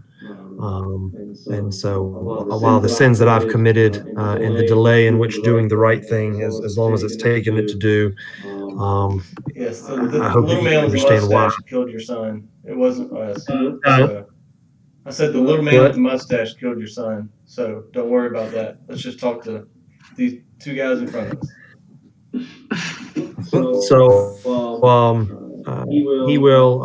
He'll begin talking to you all. Everybody else is doing whatever they're doing, but he'll begin to explain to Drew and to Baron. Again, they'll have long moments of pauses as he continues to kind of grapple with the news that his son is dead. That there's equal parts relief, but at the same time sadness. But he will kind of begin to regurgitate his son's trek to the Castle Ravenloft. He will explain that over a year ago there was a traveler that had come and claimed to be someone of great power, and that he felt that he had the ability and the means to permanently vanquish Strahd. He was looking, he was trying to garner support with the town. And there were a small contingent of those, his son included, that kind of fell for it or agreed to go along with it, despite the pleas of all the townspeople trying to remind them that Strahd was eternal. and that there was no defeating him. But be that as it may, he was able to garner some support, and they marched on Castle Ravenloft. Now, march being a strong word, they didn't formally march. I mean, it was his son. In the days leading up to him leaving, he did all that he could to try to dissuade him from going, but his son kind of informed him of parts of the plan that they were going to try to covertly enter the castle and vanquish Strahd in his resting place. That this individual claimed to have the ability to do so, and the obviously, as he had told you before, this didn't go as planned. That from the stories, it was a massacre, and he thought all was lost. But his son returned to him one day at his door, and he was not in the shape that he was in at this point, but he was thirsting for blood. He brought his son in and kept him in the basement, out of view and out of sight of the citizens of the village. But over that time, he was having greater and greater difficulty feeding and trying to care for his son. And he admits that part of the thing that he had tried to do in the beginning was entreat his God, but that was the failure, as it always has been. And so as the months grew, he became desperate, and he remembered stories, or a story that his son had talked to him about, and that this traveler had talked about to his son, that there was an area in the village that was connected to Strahd, and that if this connection could be severed, it was one of several connections that Strahd has with different parts of the land, and that if this connection could be severed, either one or all of them, that Strahd might be able to be banished. And this story, there's some bits and pieces. He doesn't seem to be making a whole lot of sense as he kind of tells this story to Baron and to Drute. But one of the things that he kind of then hangs up on is that this dark power that was supposedly this place that's in the village is something that he is familiar with, and that it is something that the villagers call the Death House, and that it is something that was no one knows exactly how it came to be. Most think it was at the hand of Strahd, but he begins to kind of give you the history of this and explains to you that time, many years ago, there was a group of people in the village that began to worship Strahd, and they began to worship what he represented, kind of a cult, so to speak. And there was it started with a family in the village, and they kind of got members to join. They practiced things like human sacrifice and all kinds of mutilations and things like that. And that's how this house kind of became to be known as the Death House. But it seemed to have a mind of its own. It seemed to be alive itself. It seemed to be a part of Strahd. When he would come to visit in the town, he would always stop there and visit this cult that worshipped him. Again, he kind of sees the looks on Baron's faces that that this doesn't maybe all make sense. Again, he's kind of piecemealing this information, but he says this is the legends that he has heard, that his son had said that this came from this traveler, but that whatever connection he had, whether by creation of it or being tied to it, to this house and this cult, that this cult, one of their chief jobs, like the Vistani, their job was to lure people, individuals, into the home, and as an agreement that they would be they could use most of the people as for their experiments or their sacrifices, but also the ones that that the Vistani didn't bring in, the ones that Nicole was able to kind of get in from the surrounding areas that weren't Vistani themselves. That the ones that Strahd didn't choose to have as playthings. Not only could they have the free reign of them, but they would use them for other purposes, raising the dead, weird things like that. Again, it's all legend. But Donovich, kind of as he tells this yarn, this story, he says that when he reached a moment where he was kind of at his breaking point, that he actually went to the house, hoping that maybe since Strahd is the one that caused this, that maybe whatever powers that were connected to Strahd in here, there might be a way to use that to maybe cure his son. He knows that it was a fool's errand, but at that point he didn't care whether he lived or died. And he could no longer feed his son after emptying the fresh bodies in the cemetery and all that kind of stuff. So he kind of recounts his experience at this place in the village, and he begins to tell an experience that he had with evil entities there that agreed that if he would aid in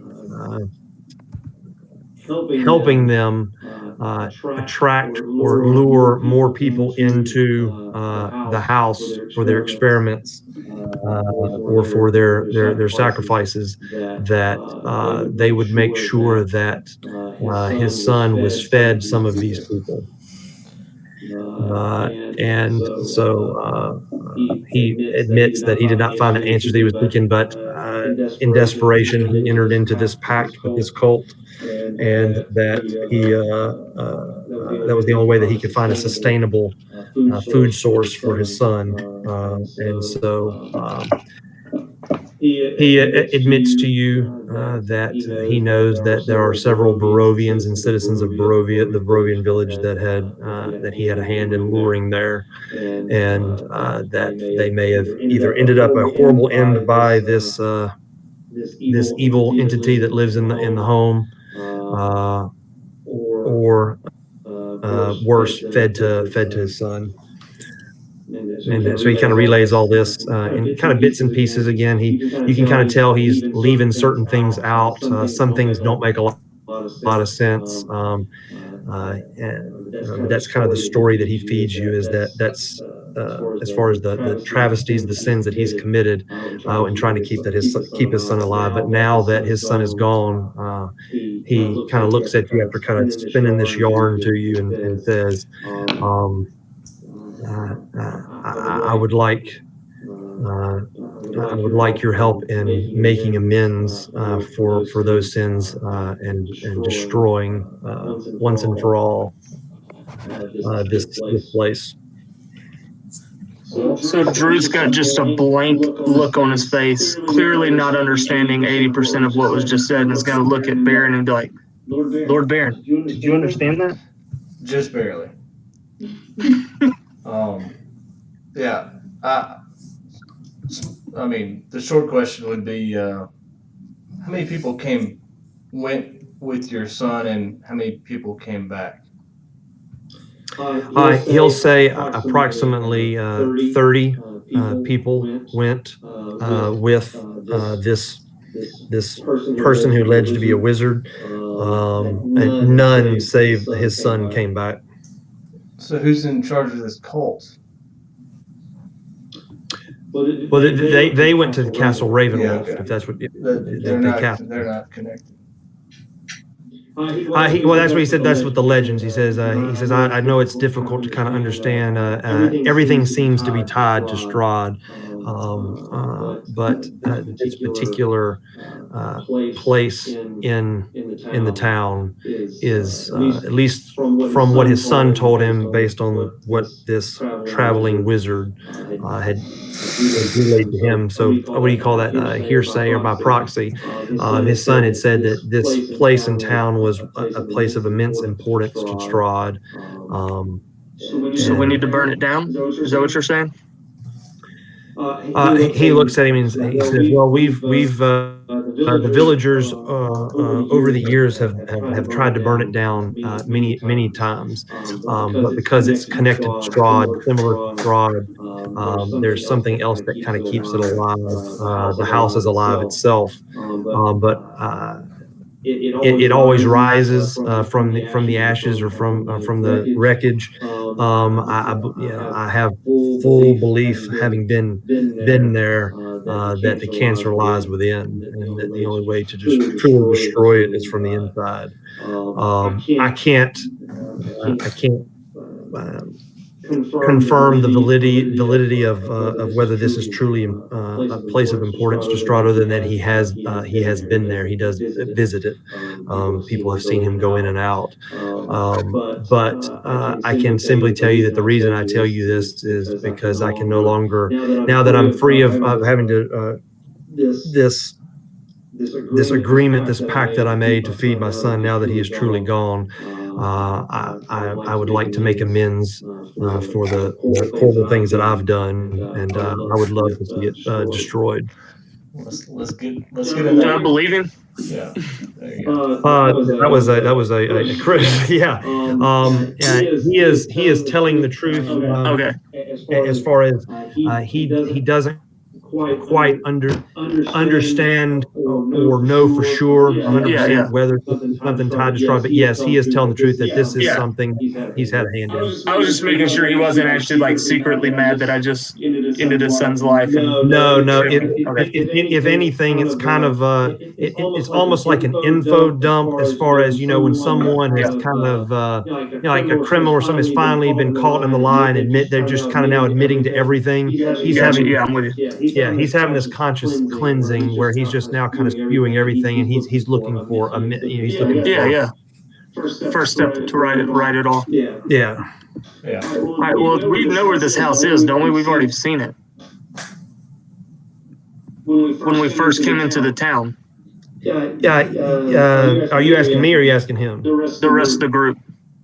I believe we have, but we can ask the priest to point it out specifically. You talking about the death house? Yeah. Wasn't that where the two one- ghost kids tried That's to the get one we us to go? skipped. Yeah, Yeah. we skipped it. He'll look at. Are y'all having this conversation out loud or to yourselves? Out loud. Yeah, sure. He'll kind of look at you and say, "That was one of my illusions." That was one of your illusions? Okay, I'll When he hears the mention of two children. halfway started to like you. Now I don't. I'm taking all this wood. I'm gonna go over here and sharpen some more stakes. And we'll call Grim over. Hey, Grim, come here. Yeah. What's up? We need to ask this guy. Stakes? Yeah, I'm gonna whittle some stakes. You need to ask this dude some questions about his. Can Grim or Droot make holy water? It takes a while. Technically, I can, but I don't have it prepared right now. Okay. And I think there's some special conditions for it. This guy, he's still acting shifty. I mean, I'm saying this to Grim. That dude, I don't care if he hears me or not. He's still acting shifty. Yeah. He's the one that threw up the illusion on the death house, 2 dead kids, and we were told we were going to have to go back and visit that again, and he just admitted he was the one. So maybe we need to talk to him a little bit more. I don't have any special abilities to do that besides the obvious. So stake time for me. I'll just look at Droot and, I mean, I'll pull Droot to the side, I guess. All right, we'll step away. I'll step away. And I'll just ask Droot, do you think this dude's being honest with us? I mean, I know I have a history of not always judging people correctly on whether they're being honest or not, but I really believe this guy's being honest at this moment. That he at least really believes what he's saying. It seems that his conscience is becoming somewhat clean. Are you y'all said y'all were having this conversation out loud or did pulled aside? Me and Grim stepped aside. Okay, gotcha. I'm willing to stakes again, by the way. So I guess there's a lot we can do. I would say he thinks he believes it's somehow tied to Strahd. So I don't know. I mean, I know we were planning on headed to the castle, but I don't know if we need to check this out first or not.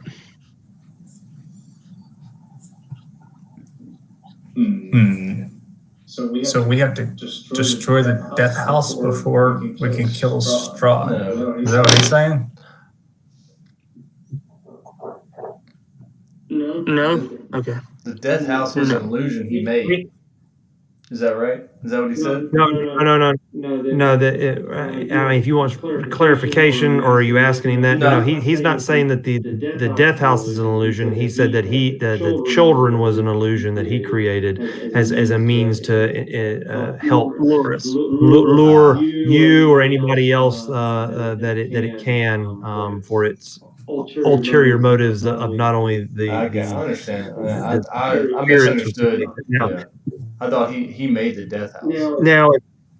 No, so it seems that just as Strahd dies and comes back, so does this house burn down and come back as well. And he believes there seems to be some type of tie between it and Strahd.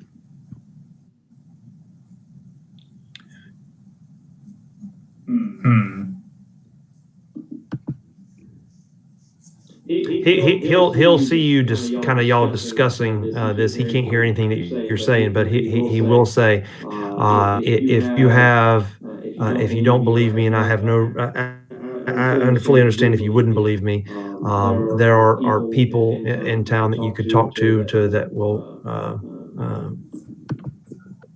verify maybe some of these claims as far as the history of the house or things like that, or when because it was roughly about a year and a half ago, or when the people left with this wizard to approach the castle. There are people that can verify this if you don't believe me. I'll look at Grim and be like, well, it has been a busy morning. I'm kind of hungry. Maybe we could go grab some food and maybe ask the villagers some more questions. Yeah. Yeah, I'm having a hard time with Death House being connected to Strahd. I mean, Yeah. So. Maybe we should tell the rest of the group as well. We can all get together and discuss it. I'm gonna look at the priest and say, I'm gonna take all these pieces of wood with me. You're welcome. That worked well. He's going to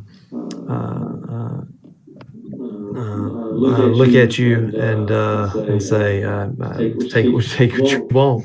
Yeah. I mean, I'll wink at him and say that worked really well, and walk out.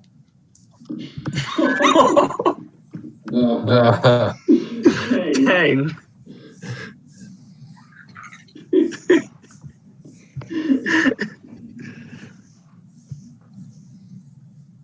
All right, so I guess we're leaving. Are we leaving then? Yeah, I guess we leave. Okay.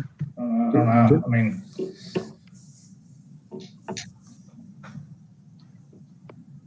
Yeah, we'll go to town. I mean, everybody needs a rest.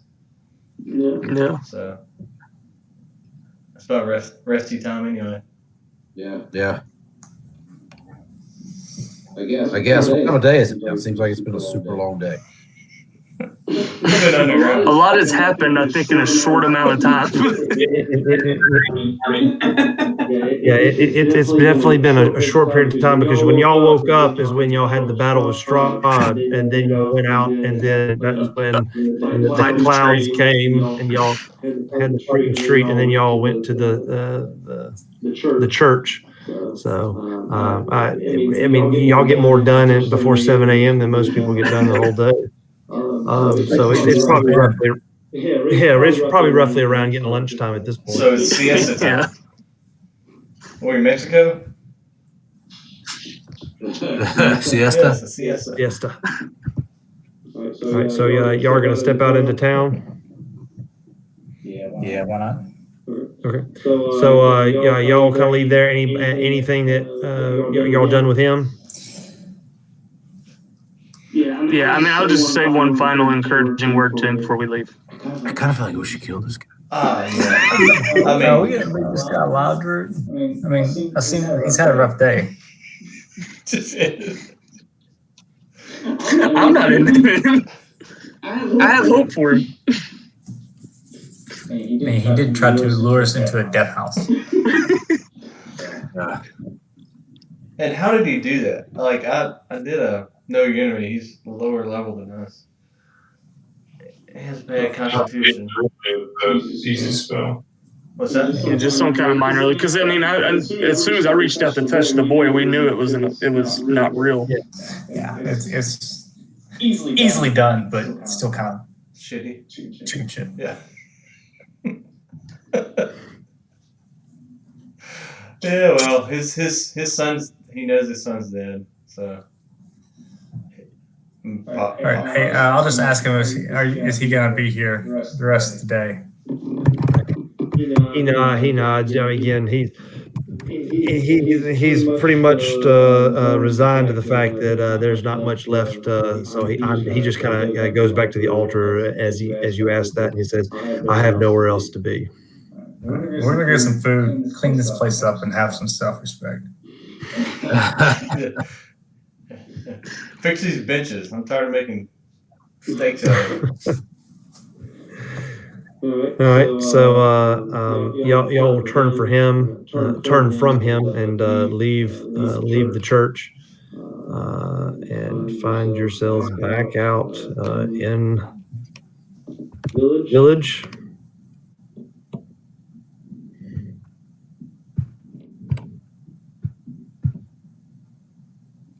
And where y'all headed? I guess back to the bar to see what's his name? Eric? All right, so y'all make your way back. As y'all kind of make your way back, you are going to notice that there are a few more people out in the streets than there has been in the past. There's not the throng or the large crowd that had initially happened when y'all zapped Strahd, but people seem to be moving a little bit more freely about town. You get a few kind of looks and from people that as you walk by, they're not like go to hell looks like they used to be, like you don't belong here. So, some of them are kind of almost in awe or wonder. Others kind of look at you and then they kind of hush one another's talk and then kind of try to walk past you faster. But you don't seem to be quite shunned as you were before. People kind of even get some head nods or some hellos from some people. Y'all kind of walk through town, and y'all will end up back at the old Blood of the Vine. And we can't go to hell. I think we're already in hell. Oh, I don't have y'all.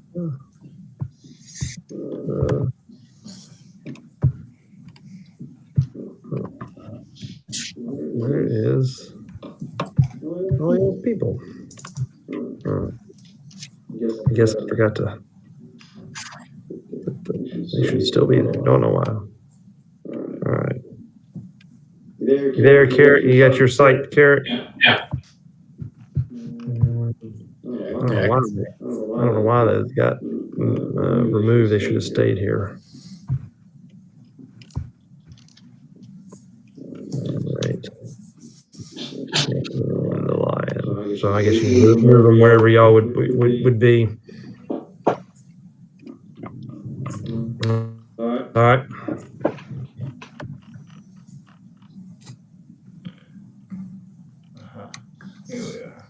So as you're gonna walk, you're gonna see Eric on the other side of the bar again. He's gonna welcome back. Y'all have had an interesting morning. How do you know? He watched it. He watched it. Oh, you know what kind of morning we had? Storm through the first half, wasn't he? Yeah, Yeah, he was there for the fight with Yeah, Strahd yeah. and the fight in the street. yeah. Then we left and came back, and then he said that. Okay, gotcha. And what did you say? Interesting morning? Yeah, he's just a busy morning, whatever it is. He's still again incredulous, but at the same time, you can tell he's kind of a bit higher spirits. I mean, he's seen y'all do some pretty miraculous stuff. He I didn't guess see- it's pretty normal for us, man. It's not that out of the ordinary. Well, he says drinks are on the house. I owe you a debt of gratitude for freeing me of that abomination's charm. Gratitude don't pay the bills, Eric. Well, you've already given the bearskin rug, free lodging, now free beer. Yeah, that's fine. That's fine. He could give you his shirt, but it doesn't match. I want the hat. Is that an orange beanie? Yeah. I'll take that. Hey, So can we just ask him? you do whatever you want. Well, I guess I'll talk to the group. Yeah, we need to discuss this death house. And if it's worth pursuing before we go after Strahd, Sounds like a bad. Yeah, I don't know if it's a before or after thing. Well, didn't he say that? So there's something in the death house that's connected to Strahd, like that keeps him here on this plane, or keeps him coming back, or something like that. Right. Is that what he- that's kind of just out of it. Like if we keep killing Strahd Yeah, over and over without taking these things out, it's not gonna do any good. Yeah, he's just gonna keep coming back and gonna be beating their head against the wall. Yeah, I mean, again, he was not intentionally vague. He was kind of just kind of spouting off almost like bullet points of scattered bits of legend or lore that he got. But that was one of the threads that he kind of continued to come back to, is that he has his own issues of what he's been involved with this as far as luring people. But as far as the legends go, is that this is people believed that it was something, a creation of Strahd, or something tied to Strahd, a place of dark power that was important to him. I'm still kind of stuck on this vampire hunter dude that we can't seem to find. Yeah. What are you looking Oh, at? you found him. We did find him? Yeah, we did. Oh, talk to him. We think we know where he's located, right? Grim. You've heard the rumors of where he's at, but Grim cast divination. I think it was one session ago or 2 sessions ago, and asked if the person y'all were looking for was at Valakai, and the answer was Oh yeah, yes. yeah. He's there, but we haven't actually physically put our mitts Oh, on. okay, gotcha. Okay. So I really want my dirty little dick beaters on. Talk to him.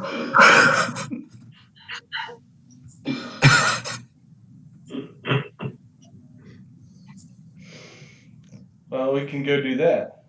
That's fine. Yeah, I don't know. Y'all were able to do anything. Go find the vampire hunter. That sounds awesome. I'd kind of like to meet a vampire hunter. Since we have some things in common. We can share experiences, not stories. Yeah, this is Drew. He loves vampires. He doesn't love them. He just loves to hate them. I mean, Well, what do you want to do? I'm worn out. Yeah. Don't want to get into a big tussle again today. Well, I mean, we take a rest here, and then decide what to do.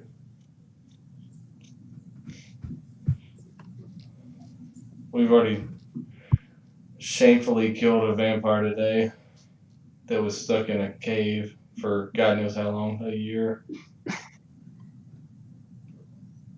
So I mean, people just leave their shoes in your bar, dude.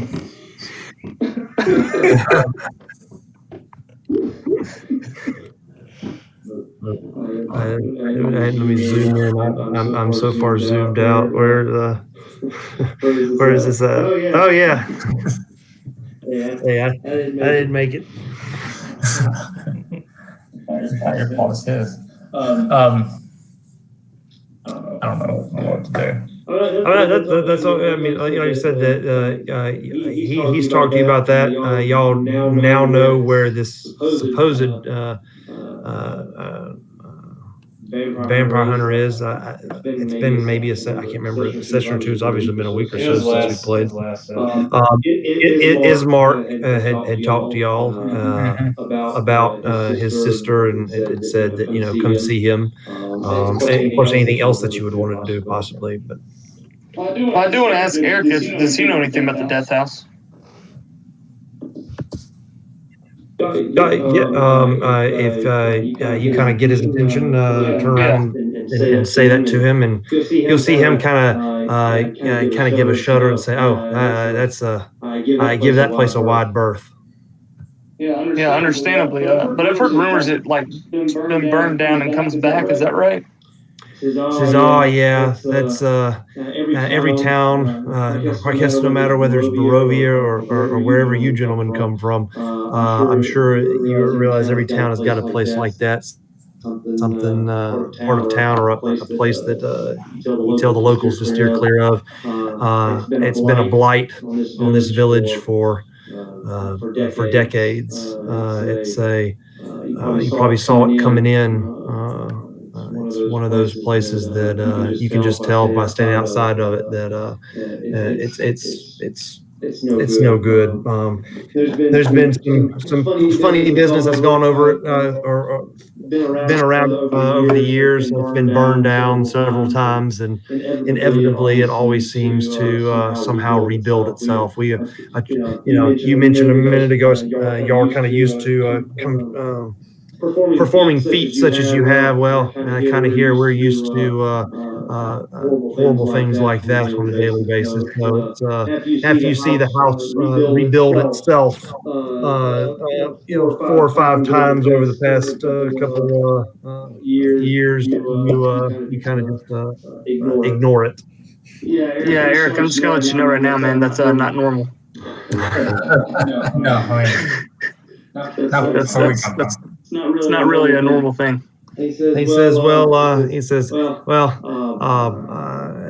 not normal's what y'all managed to do to Strahd standing here in my bar. But I can tell you, I mean, if you want to believe the crazy stories and things like that, they say that it was some dark cult that was in league or worshipped Strahd as a messiah.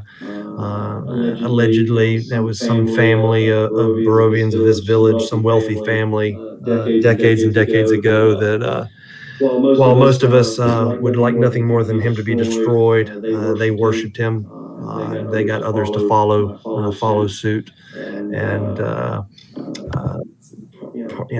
part of that worship was if you believe that kind of thing, human sacrifice, things like that.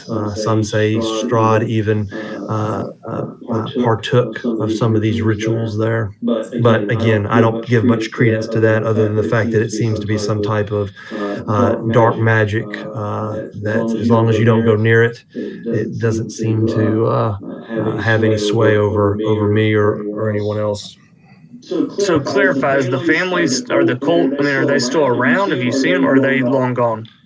One would think that they would be long gone. I mean, the house has been burned down, but something or someone is rebuilding it, whether it's some dark magic that's tied to this, these rituals that they do, or whether it's something Strahd does himself to keep himself amused, just to give us problems.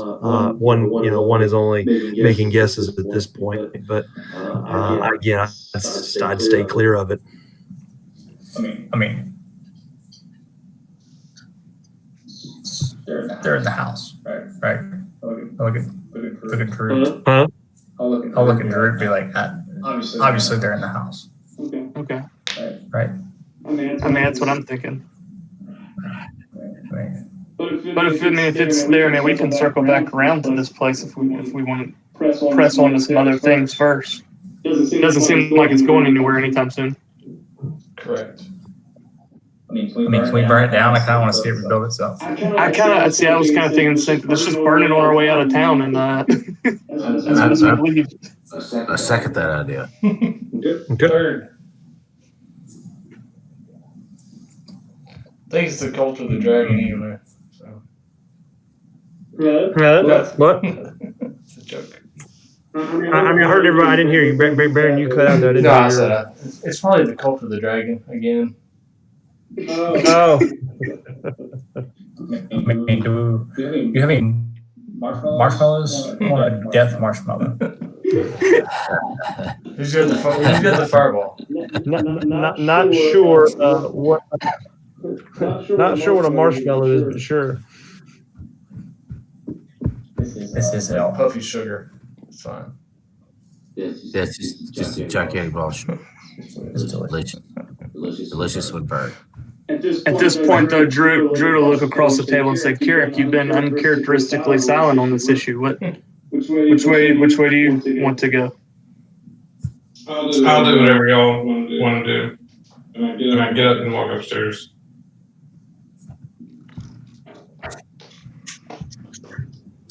Time to rush over. He's mad about the bird.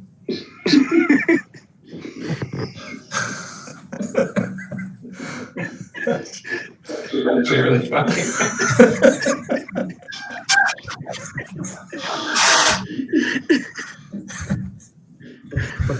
I guess I've forgotten what happened to his bird. He's like a bony creature. Oh. I guess last time I blasted him with a moonbeam. Yeah. His bird keeps dying, and he looks like he's already dead every time he sees it.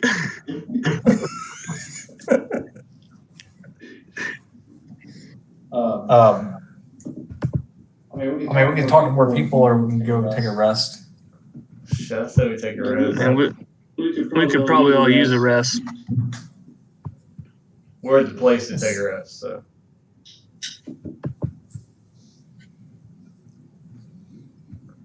Tell old orange stuff over here, we need some rooms. We already have rooms.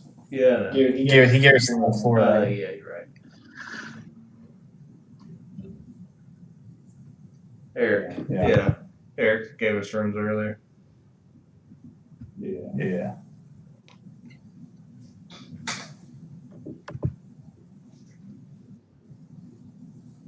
Well, I guess we could check out the death house.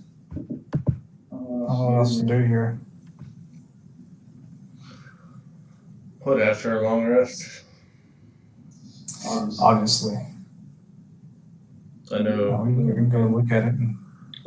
Yeah, like I said, y'all can head that direction. You can head to Valakai. You can go talk to Ismark. You can go talk to other people. You can do. I mean, whatever you'd like. I feel like a road journey at this point would be a bad idea.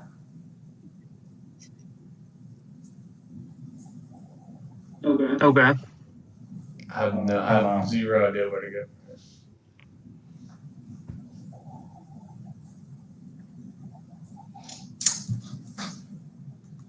Well, long rest and death house. Well, you have the map. You should know where Valakai is. Yeah, it's up it's north of northwest by the lake. 7 or 8 miles too. It wasn't that far away. Well, I remember right. I'm worried about the distance. I'm worried about what's between here and there. Oh, well, that's why Carrick went upstairs. I'm out of spell. He's going to take a rest. Yeah, no, I think we all need to take a rest. And then, Every time we go outside, the goddamn fog keeps following us around.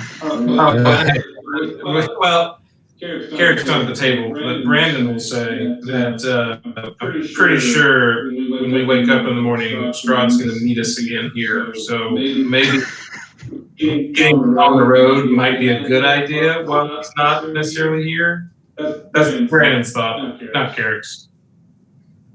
Well, Carrick went upstairs without offering an opinion, so Yeah. Just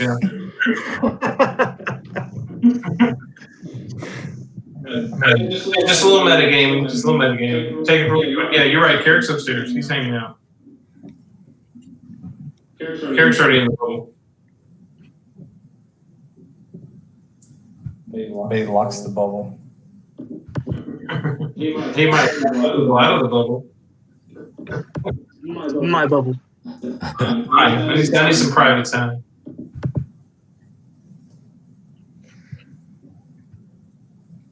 so long rest upstairs. I mean, we can't take that advice. Are we back in for the day? I mean, it's lunchtime. Yeah, that's what I'm saying. But it's like, shoot, we are out of spells. We've had a lot of action this day. I don't know, Grim, you want to take a trip down to the death house and just burn it and watch it rebuild? I kind of do. I'll go with you. Okay, I'll go. Let's go. Hey, I want to go get Ismark. Bismarck. I'll go with y'all too. Just have a little fun. Hey, Eric, you got any like torches around here? I've got torches. I got a lantern. I got a tinderbox. He'll look at you and say, I probably could come up with one or two. You looking to go spelunking? Yes. We spell one with torches. Yeah. As I mentioned, Eric, it's not normal for houses to rebuild themselves. I kind of want to see this. He kind of looks at you with this incredulous, like, okay. I mean, he says, yeah, I mean, I can probably get, if you give me a few moments, I can probably come up with one or two. You could always go maybe buy some if the store is open down at whatever his name is. Bildrath's. I don't think we have any currency that currently works in your hellhole here. Whatever makes it.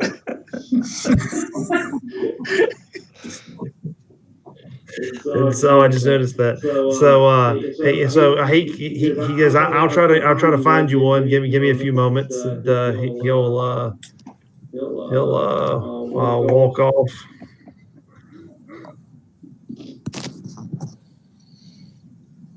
Disappear into one of Hey, I'm the gonna ask back him for. rooms. Can I have like a water skin of water? I mean, if you get that, can I have like just a skin of water, bottle of water, or something like that?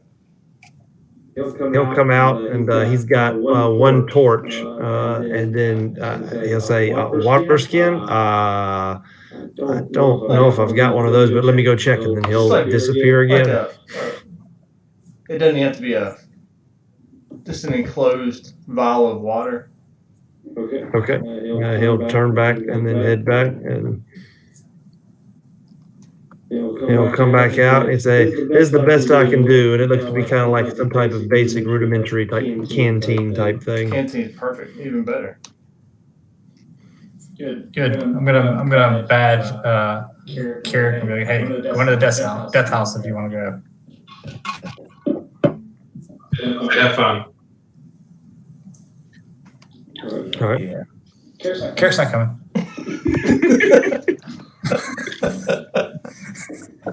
Hey, Graham, specifically, what time are we going to say it is right now when Carrick goes upstairs? I have a reason to ask. Oh, no problem. I think we said it was right around lunchtime, midday. So we'll say by the time y'all made it down there and sat down and talked to, we'll say it's 1 o'clock. How's that? Okay.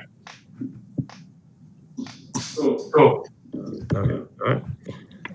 So he's up there, and who's going down the way? I'm going to death house. Yeah, going to death house. Yep, go to the death house. Also, All right. Let's see here. We didn't say we're going in it. We're just gonna go into it. No. I was just, Yeah. I was Yeah, just, I just want to burn it down and see it rebuild itself. yeah. No, I was just pulling the kind of remind you what it kind of looked like. Should be. Did I make that available? Hey, look, Ivor's here. I've been here for a little bit, for a minute. Yeah. Oh, you just popped up. It just popped up. Gotcha. All right.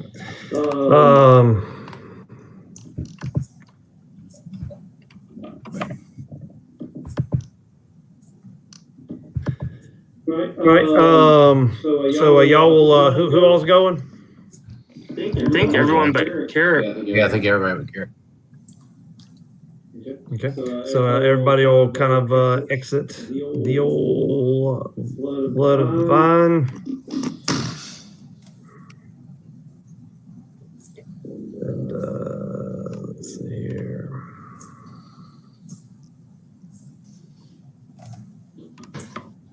Zoom out.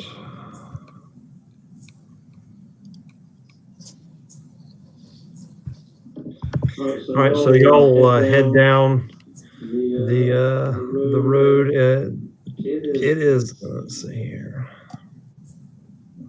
It's going to be off this map. Why is my map cut off? Anyway, that's not right. There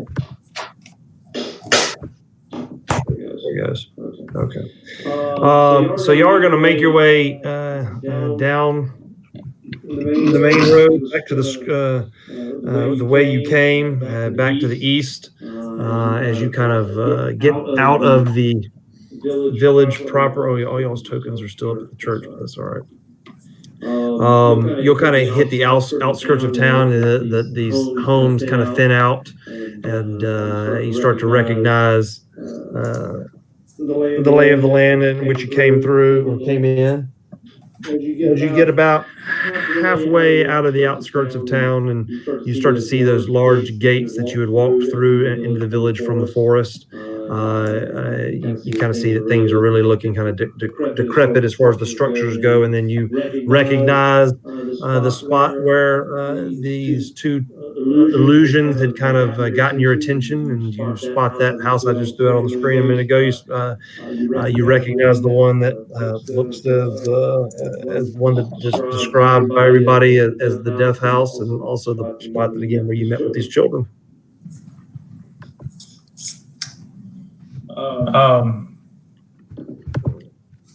Well, what are you gonna do? I mean, So we're outside the house right now? Yeah, y'all kind of standing in the road, looking up at it, kind of that same view that you would have of that picture I threw out there for the description. I'm just saying, hey guys, real quick, before we burn this thing down, I just kind of had a thought, and I want to try something real quick. yeah, go for it. I want to try something as well. But go ahead. Okay. Your result may dictate what I do. And then I'm gonna cast Moonbeam right over top of the house. Okay.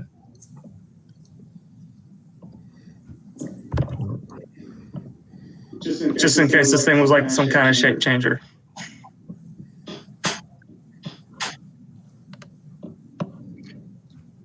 Let's see here. Where is it? Hold on. Where in the freak is it? There it is.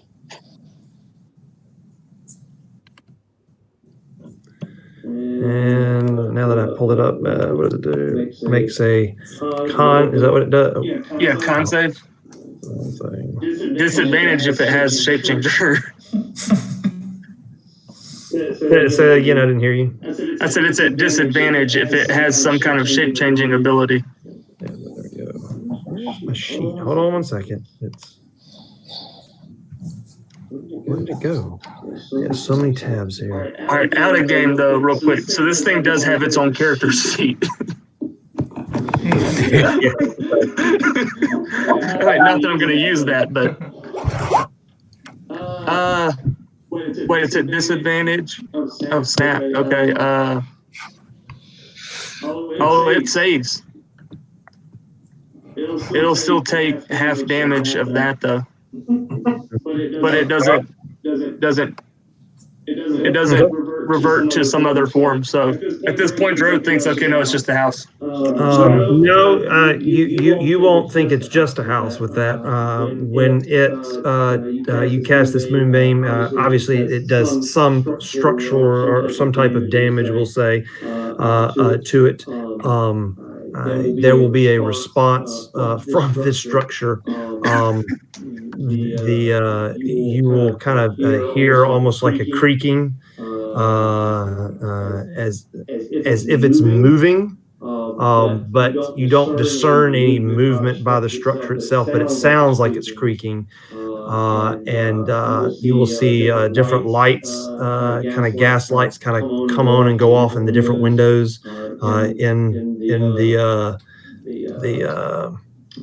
different windows in the different stories of it, different levels. And you will see the front door kind of open and shut. And as it does that, you will kind of, almost like the wind, like a wind in front of it. Like you'll see some of the leaves and things kind of swirl. Like it seems to have reacted to that, like almost as if it's aware of your presence.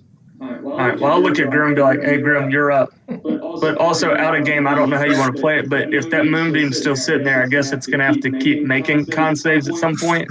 Mhm. But I'll look at Grim and be like, "All right, whatever you got." That's interesting, right? Yeah, I mean it's kind of weird. Just a house. Is it in disrepair, or is it just like a normal house that looks kind of creepy? It is. Let me give it a description. Let's see here. It might be easier if I had it pulled up.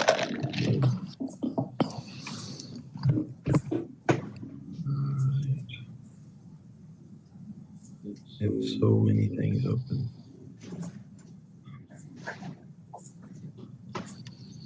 Where is it? There we go. All right. Yeah, it's four stories. It appears to be 4 stories tall. Two separate balconies on it. It appears to be kind of the same as far as features or structures, kind of, I don't want to say, clones of all the other houses, but I mean, it looks similar, but this particular one definitely looks more like that. I think we described it as the house on Diebold Street. I mean, it's worse looking than the others as far as the cracks in the structure and things like that. All right. I'm gonna just look at Drew and be like, "Hey, listen, just trust me." And I'm gonna walk up towards the house. As I'm walking, I'm gonna cast protection from good and evil, and then sanctuary on myself. Okay. And I'm gonna go up to the front door and see if I can open it and look inside. Okay. As you walk up to it, you don't even have to open the door. The door opens for you. And there you go. What? Oh, I got you. You froze for a second. Okay. Yeah. It kind of opens as you approach it. And let's see here.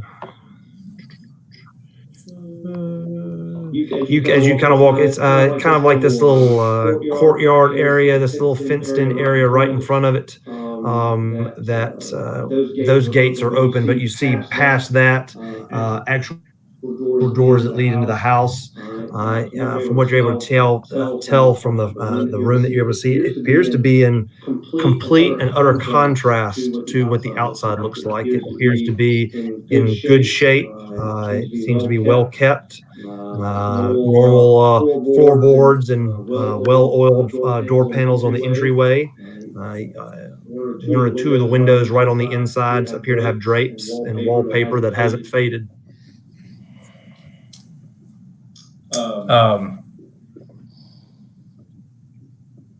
I'm just gonna yell inside. Hello? You want to hear? We're going to burn you down. You do not get an answer.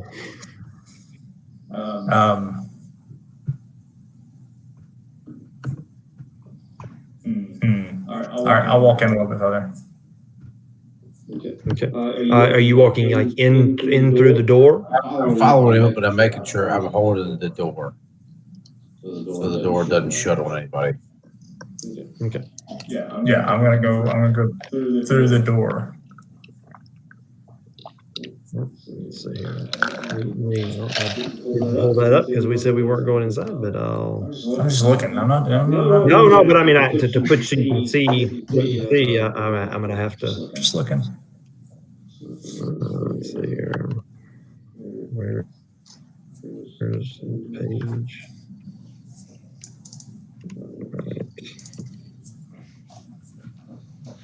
All right.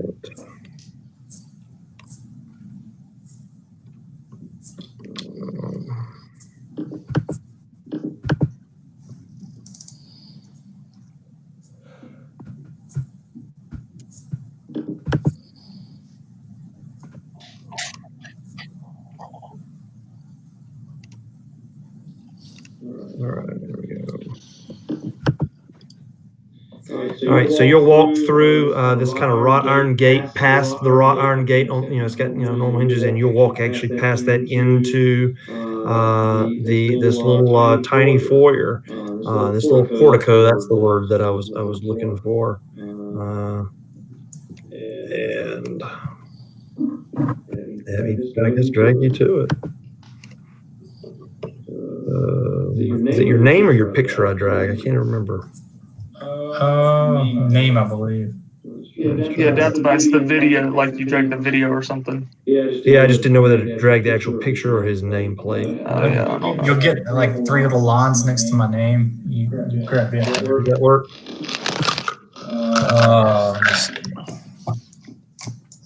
Maybe. Oh yeah. All right, so you will step into this little portico area, and again, it is the area right through the wrought iron gate that's behind you, and then you will then walk through or actually the front door opens. So let me open the front door. All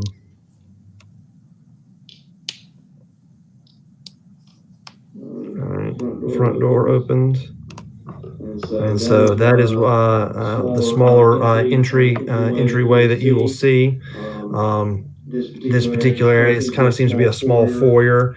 It's got what appears to be some type of shield emblazoned, a coat of arms on the wall. It's flanked by some what appears to be portraits of people. And again, you see some well-oiled lamps on the wall, nicely done wood floors, drapes on the windows. And that's kind of the portraits of the people. Can I tell how many people are in the portraits from here? Yeah. It appears to be 4 people. Okay. It appears to be two a husband and a wife, and then a family portrait. It looks like a husband and a wife, and then 2 children. I'm gonna badge everybody and say, hey, it looks brand pretty new in here. Anybody else want to try anything real quick? No, but if it rebuilds itself, that totally makes sense. Yes, 100%. We're gonna burn this thing down. Yeah. Yeah, I think so. All right. I'm gonna, since the front door's open, I'll just cast flame strike, and as I'm walking away through the front door, that it didn't show the card. Sorry, say that again.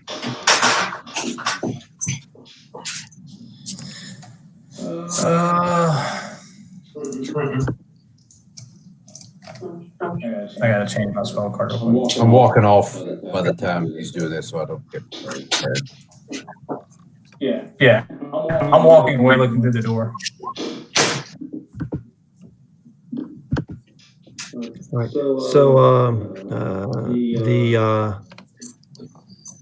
cast Flame Strike, and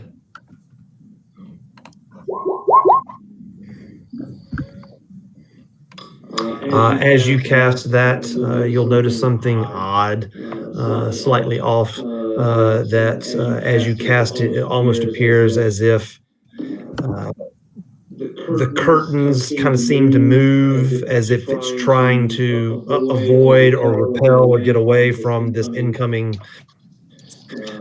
bout of flame, but it's going to connect with the floor and the wall and things like that. Hey, Trevor.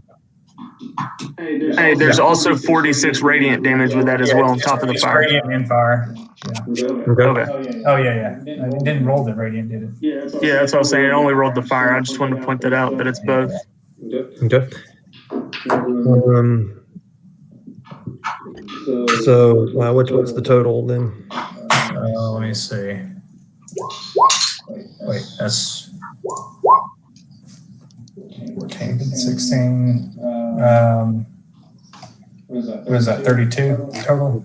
All right. This room will start to kind of catch fire as the floorboards kind of start to curl and melt some. The drapes now catch on fire, and they're kind of the flames are working their way up toward the ceiling. The paint is starting to peel off. You'll notice that the pictures on the wall are starting to catch fire, and the oil and the paintings is starting to run down the paintings as it begins to melt. And that's kind of what you see as you, I assume, are you going to stand there or are you going to back up? Oh no, I'm walking away as I do this. Okay, all right. It's still under my moonbeam too. All right, and I'll just bring you. Yeah, I'll be out of the support area. I'm gonna do this. Yeah, I'm gonna just do that.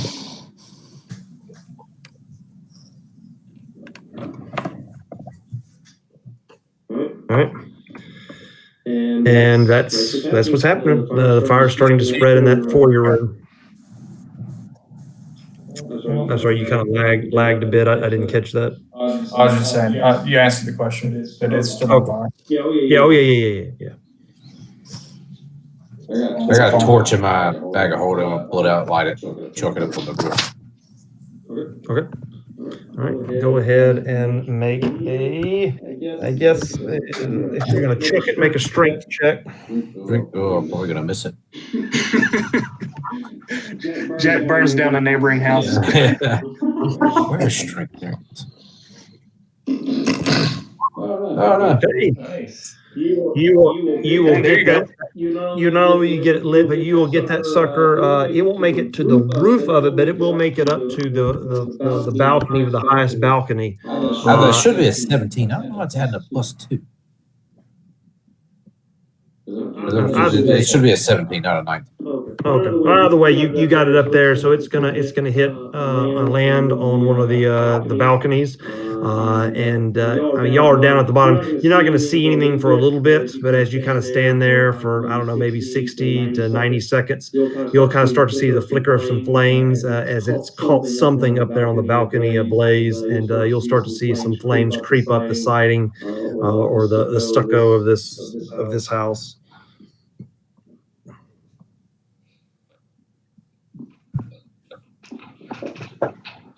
So we back up and watch it burn. Watch it burn. Okay. Well, you're going to be standing there a while then. It's again for Got the rest of the day. We got time, yeah. All right. So y'all will kind of stand there. Hold on, let me go to the book. I don't have sending. I can send a message to Eric to bring us some booze. Yeah, we didn't even tell him we wanted some roadies. I know, right? Can't go into a bonfire with no drinks. Yeah. So, what is this? This is 2d6. All right, so y'all will stand out there for approximately 4 hours. Hey, just for my own curiosity, I wanted to make another con save on my moonbeam before time passes, just to see if it fails, what happens. How far away is this house from Eric's? Oh, Eric is in that's in the center of town. This is outside the village on the outskirts. Okay, so it's way further than 500 feet. Oh yeah. Y'all gone way. This is y'all are kind of in the area where there's not really nobody's inhabited. This is all kind of abandoned Okay. village. Let's see. Let me pull it up. Where is it? God, dog. Daru. I guess I can close that. There it is. Okay. All right, so that would be a fail. So if it does change shapes, now would be the time. Okay. Let's see here. And let's see here. It changes shape. You see some weird stuff, and it appears to be a house. Okay. But you do notice that it seems to make a weird. It's not no effect you see. You see a visible something change, but it still maintains the image of the house. Gotcha. Does that make sense the way I'm describing that? Yeah, no, I hear you. As if that would be its original form. Yeah, no, I'm with you. But you did notice some visible effect take place. Like it just kind of briefly shimmered to a different form. Yeah, you noticed that it made a change. I mean, there was a discernible change, but it appears to still be a house. So But a house is its original form still. the house is its original form, but it would lead you to believe that what you would think it would be some type of giant thing like that. Well, this certainly is a strange house, guys. Was. So I think yeah, it was 2d6. So it's 4 hours that y'all are standing out there watching these flames slowly creep up the outside, overtake the roof, and then work its way, engulfing the entire 4th floor and the 3rd floor, as well as Grimm's fire in the foyer. You can tell that in different windows further to the right that the fire is spreading on the inside. And after about 4 hours, it is fully engulfed in flames. So again, at the end of those 4 hours, you would be standing in front of one heck of a bonfire. I mean, it's this, I don't know what you call them, category 5 or F5, whatever, but this is one of those the fire department can't save. And so, 4-alarm fire. huh?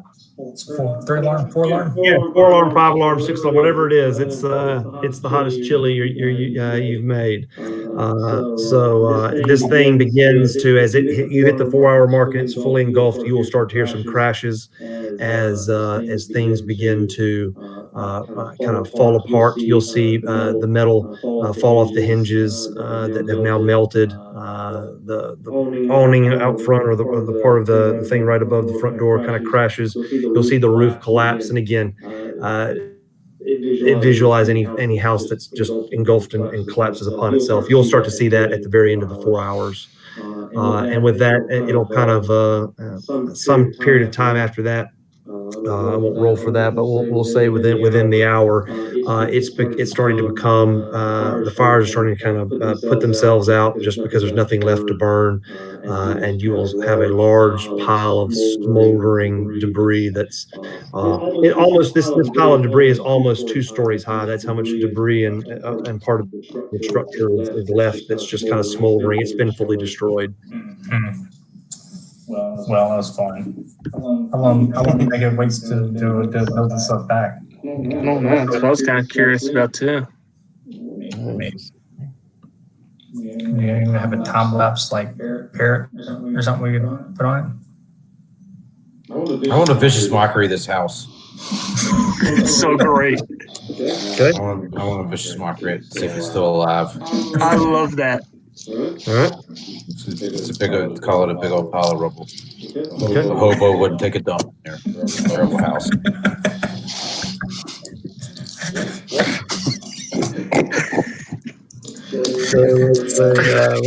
that's a wisdom. Yep. Oh, dang. Well, I didn't do anything to it. I want to go pick up a brick from this house Okay. and just keep it with me. I'm going to put it in my backpack. Right. You will walk up to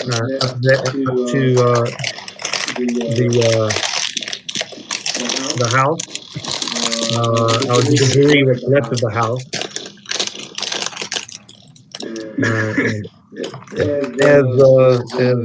As you walk,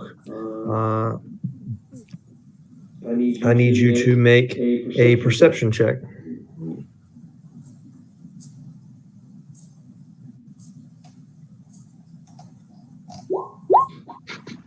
About on par there for Drew. Okay. All right. As you do that, you walk up. You don't see it coming, but it doesn't make a difference because a piece of it was so large that you're able to easily sidestep it.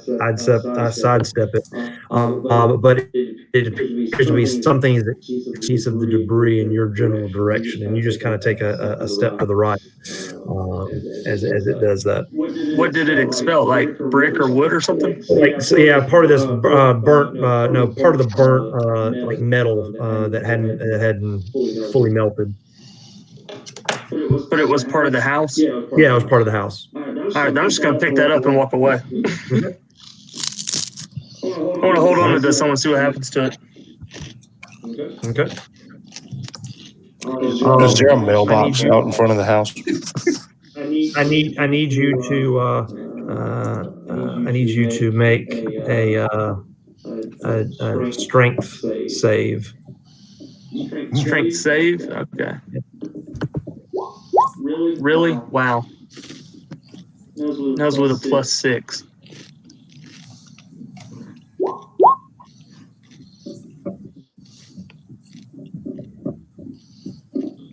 So you are now, this piece of iron, kind of corrugated iron, kind of wraps around you, and you are now grappled.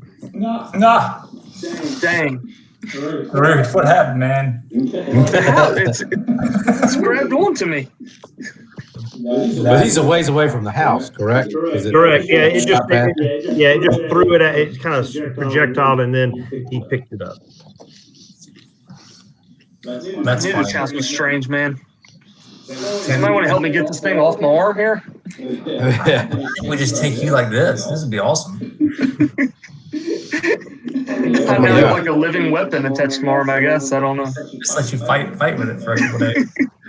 Here's my new shield. I'm gonna do a cooking book on this house. I'm gonna cast heat metal on it and just start walking over to Drew. Okay. All right. Yeah, I'll go help Drew get this thing off of him.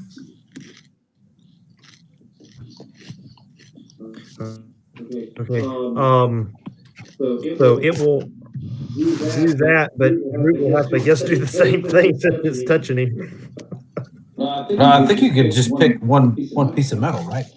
Choose a manufactured metal object, such as a metal weapon or a suit of heavy armor. Are you making something on Drew? No, I'm just setting the house on fire, just kind of burning the house still. Oh, I'm sorry. I thought you said it was the piece of metal that was wrapped around Drew. No, that I was just going to walk back over to Drew to help him get that metal off. Gotcha. Okay, that's what the mix-up was, because I thought that was going to be pretty funny that you caused him fire damage. That would be kind of funny, but so yeah, there's metal in there, and so it will. Same thing. As you kind of do that, there will be movement in the debris as it. Again, you don't hear anything audible other than the sound of the fire, the heat metal, and further collapse of things as damage is done. You don't get any other response other than that. Okay.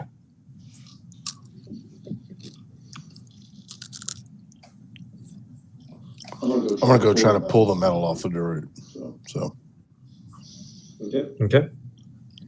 You will need to make a strength save. We're gonna end up like the Chinese finger cuffs, man. We're all gonna be attached to this piece of metal. I believe it's a 16. So you will not be adhered to it. Then now you'll need to make another strength check to see if you're able to get it off of him. And that will need to be a 16 as well. All right. You're unable to, you pull and pull, but it slips out of your hands, and then he is still wrapped up with this corrugated melted iron.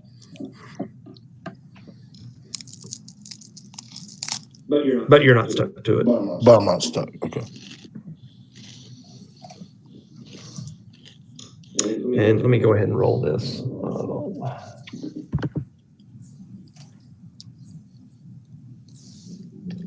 This sucker's about to like slap me in the face. Okay. You as y'all do, as y'all are kind of standing there watching this fiasco with Drew occur, everybody roll perception. Does that include me? Oh yeah, yeah. Of course.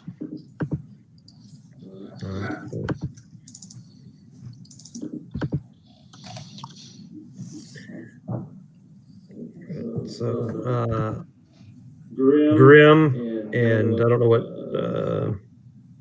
Barons is. Barons not here, so we'll just say Grim noticed, and he'll get the group's attention and kind of point, because he's the one that spots it, that you've started to see a bit of movement. It's not fast move or anything like that, but you do start to see bits of debris kind of very, very, very, very, very slowly starting to kind of just at a snail's pace kind of move. Like Is the one rebuild attached to move the or arm move move? towards us?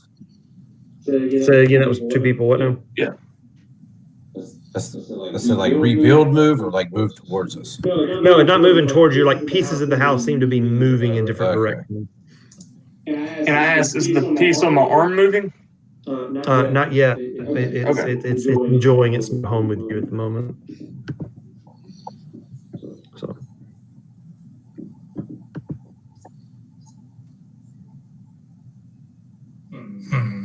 Yeah, y'all are free to leave, do whatever you want, man. I want to try to get this thing off my arm again before it drags him to the house. Yeah, I want to try to kind of like make another save or something. Yeah, go for it. Daggone. I'm gonna help him too. So Jack goes to reach out, and he is adhesed to it now. Oh man, I thought that was just to Well, to help him, you got to touch it. yeah, you're right. So now we're both stuck to this thing? Yes, it kind of bends and splits, and it's stuck to him, but now he's grappled as well.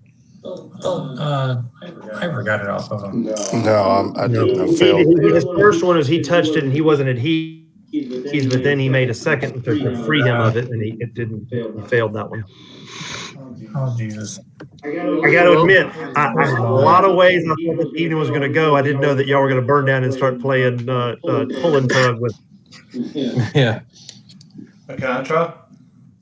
Yeah. We're all going to get stuck with this house, man. I'm gonna try to pull the board off. Y'all, you're going to try to pull the bar off, okay? Carrie's gonna wake up in the morning and realize nobody's here. We're all laying outside the death house. No, we told you that we. Oh well, yeah. We told you we were going though. Is that a strength check? Yeah.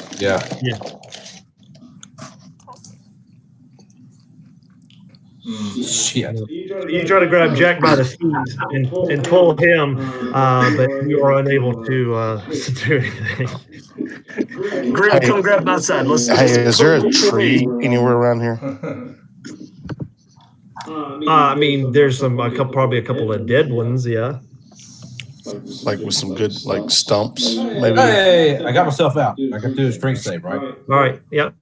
That was it. Yeah. So Jack is able to after after several attempts, he's able to pry himself loose of the this wrought iron, and he kind of steps back, and that was fun.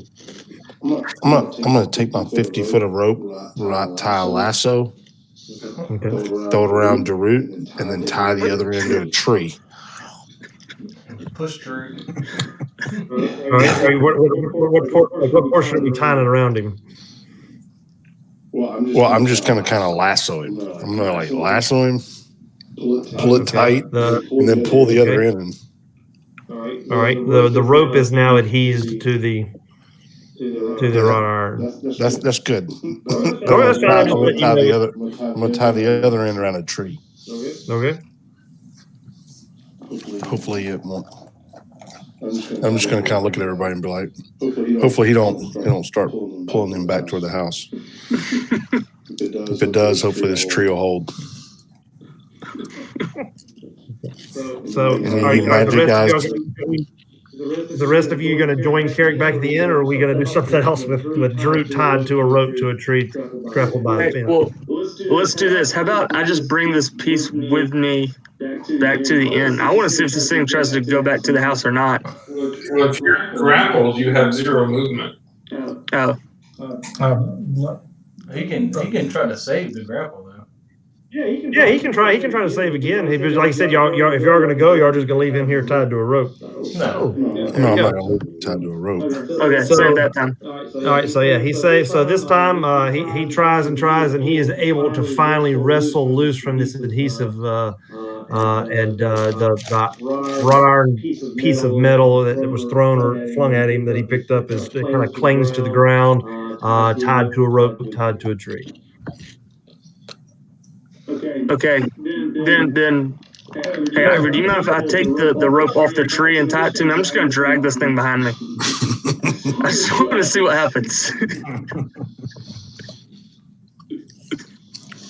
All right. Go ahead. You will have to. It is adhesed to the ground. It's Good chosen Lord. adhesed to the ground. So you'll have to pull and beat a 16. Ooh, can I help? But it's not adhesed to me, right? Yes, no, you're pulling the rope, but it's trying to again adheses any object or surface or anything like that. So it appears to be almost like clawing, like it doesn't want to go, but you are able to inch it inch by inch. You are at a snail's pace yourself, slowly dragging this thing down the pavement or down the road back toward. I feel like I have like the house's pinky toe with me or something. I'm just dragging the pinky toe behind me. Yeah. So there you go. If Carrick can observe that for 10 minutes, he can probably tell you what it is.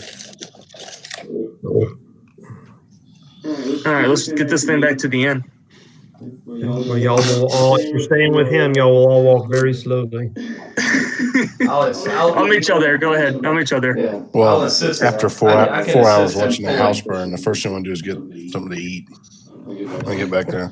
Yeah, we've reached the 5 o'clock to 6 between 5 and 6 o'clock period of time, dinner time now. So y'all will be back. Everyone will be back at the village.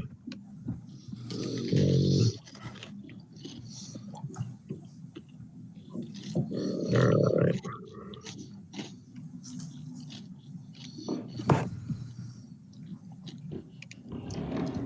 All right, so y'all will find yourself back again back in the village proper. The smoldering ruins of this structure well and truly behind you, and you tell me what's going on. We're back at the inn. All right. Is that where we're at? We're back at the bar area. Yeah, if y'all want to be, yeah. Yeah. I'll tell the inn here. The house that burned down again.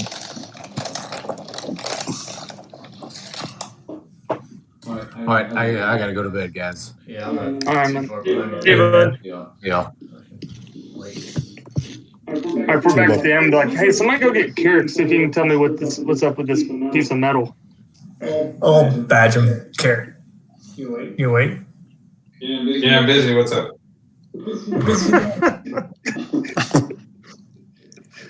How's he busy? We're in the middle of a daggum demi-plane. Come down here. I brought homework. I'm busy. Come down here. We have something to look at. Where are you at? You will walk in. You will walk again while y'all are badging him, and y'all will make it there. I guess a few yards or so, because you, I guess, ran out of patience before Drew. But Drew will finally make it and drag this thing through the door, and Eric will look at you and go, "Gentlemen, what the hell is that?" It's our pet rock. I swear it's gonna be all the crazy. You need to invest now. He's going to look around and he says, "Not that I run an especially elegant establishment here, but can we leave the metal outside?" No. Actually, no. We got to keep a good eye on it. This thing's it's moving. Now, why the hell are you bringing it in here? Hey, if you want it outside, you take it outside. I would recommend don't touch it. It likes to wrap itself around you. He kind of shakes his head and says, whatever, fellas. But hey, Grim, tell Carrie this thing's magic. He likes magic. Maybe he'll come look at it then.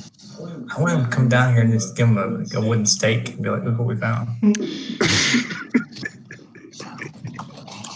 But hey.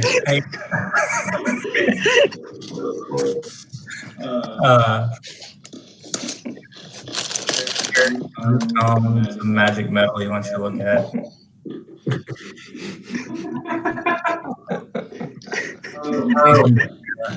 Not doing homework. Right. There's 10 minutes looking at the rock. Whatever it is.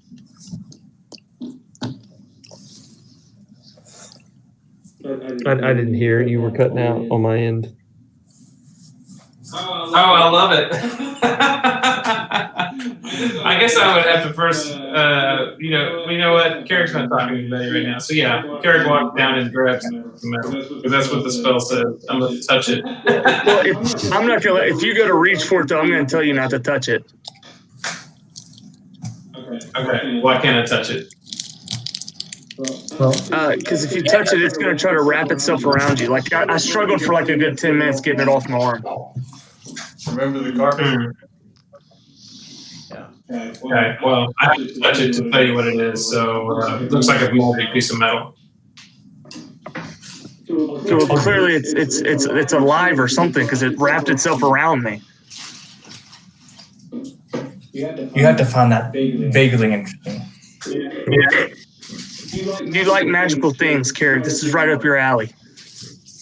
Yeah, vaguely interesting. Yeah, I'm not that big on all this library bullshit. Just look around and walk back upstairs. Go back to the house, too.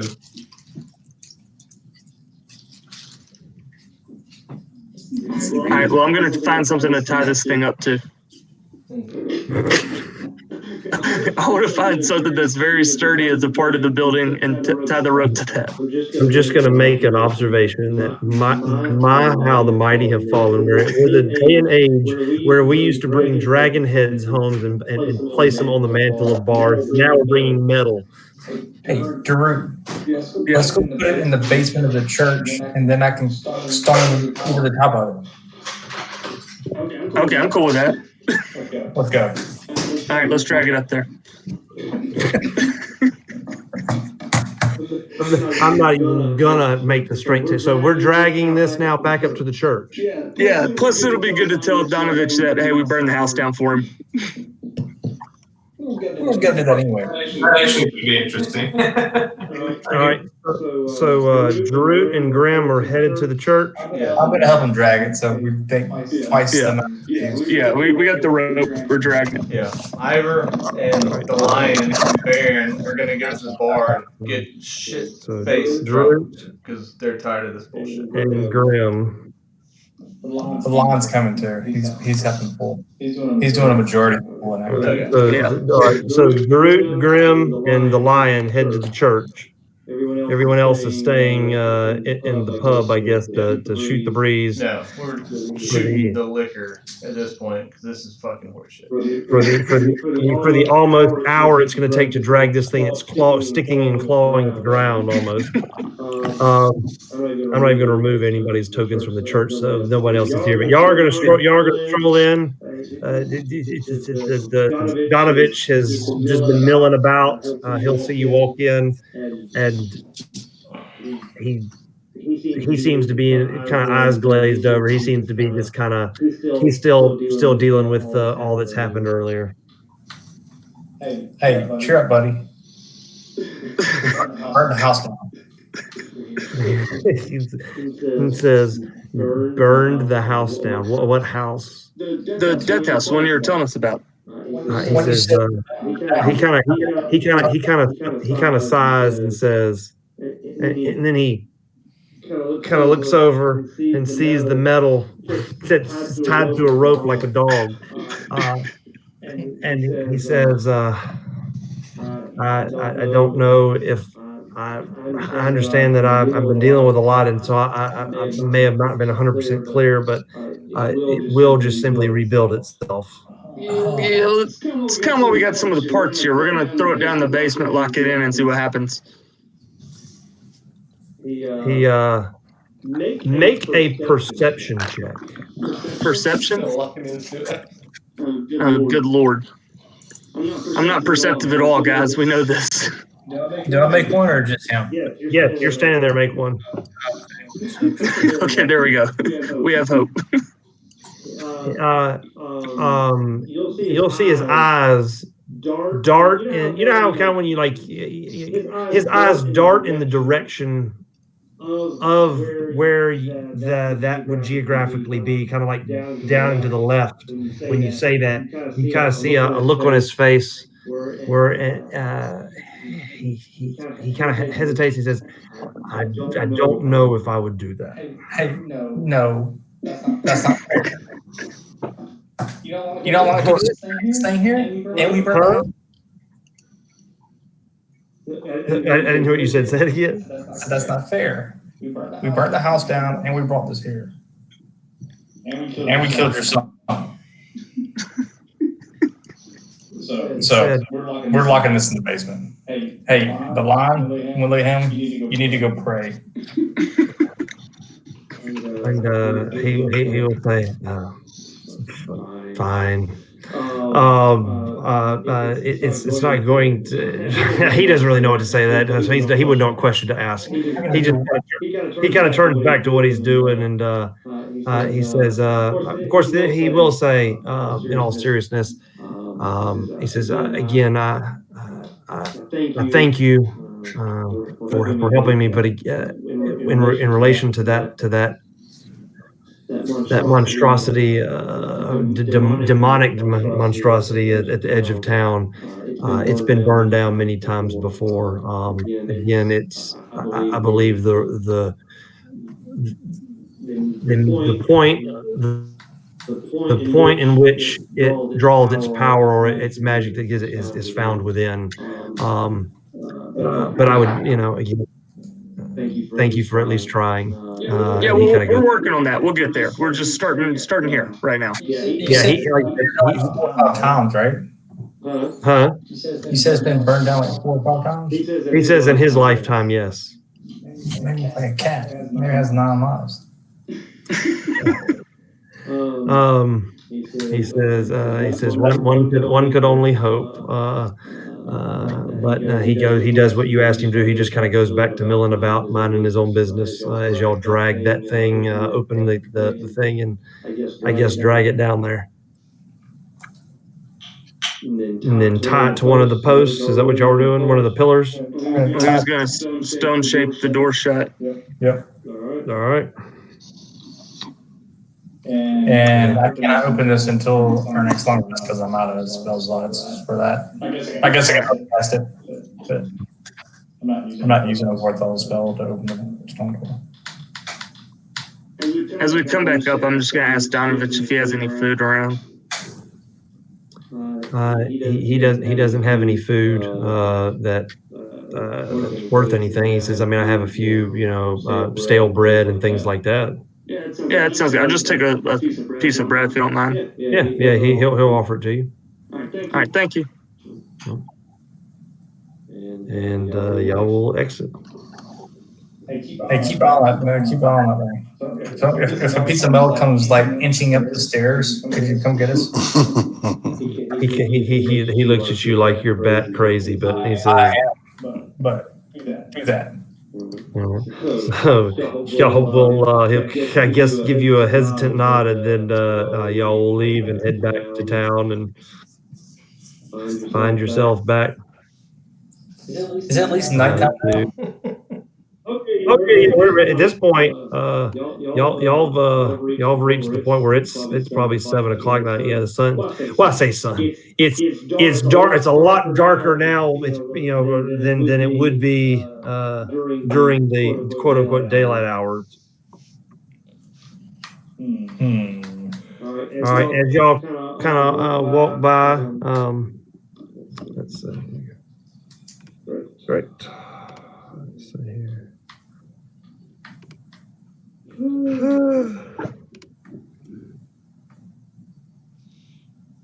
One second.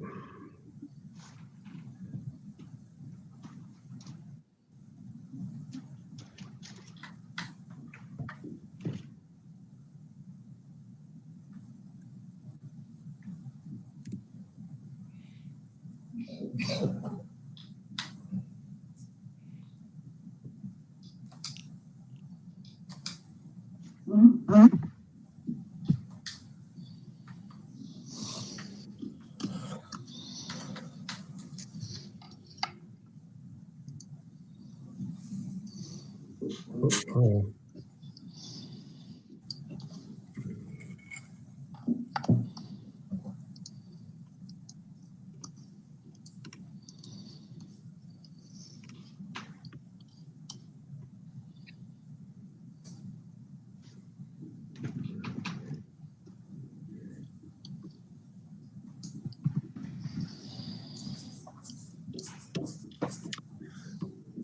All right, hold on 1 second.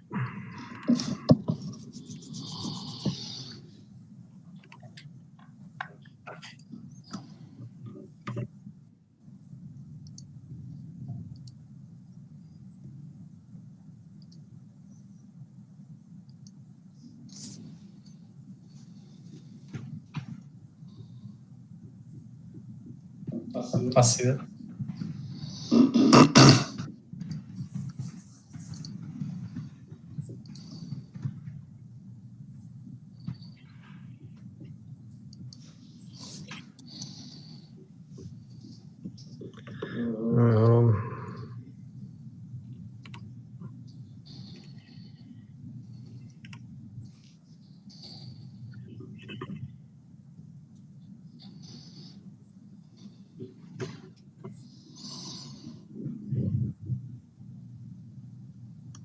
Oh, geez.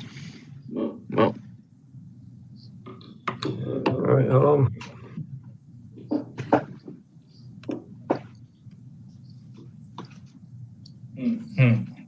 Yeah, I saw a video. Yeah.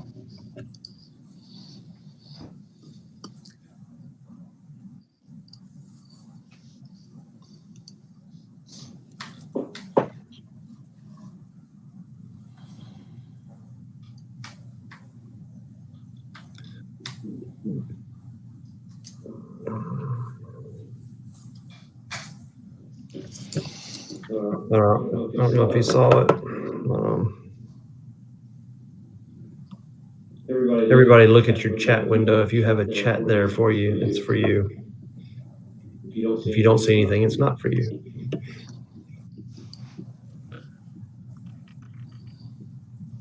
That's crazy. Okay. Can't believe that. I had to change monitors because the other one is.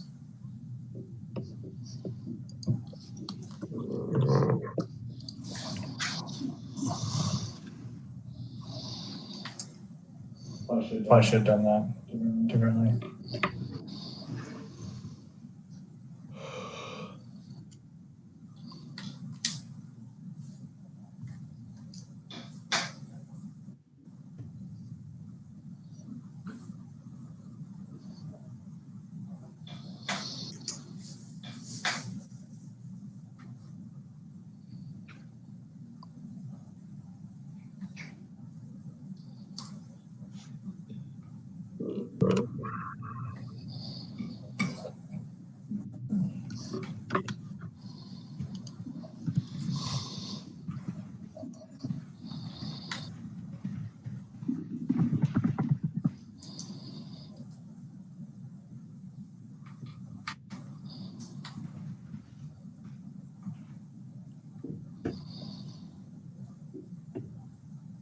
All right, so let's see here. Let me make one roll.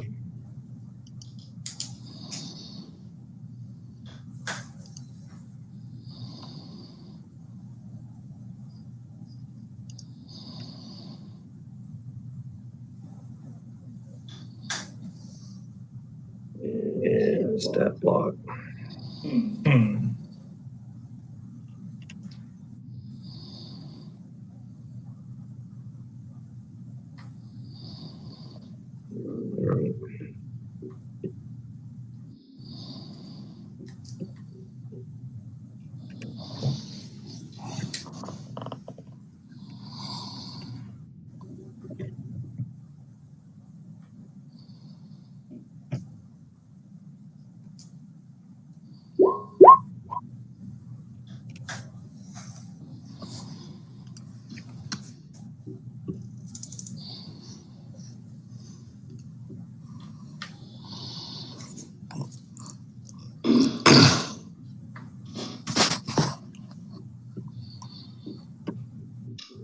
All right.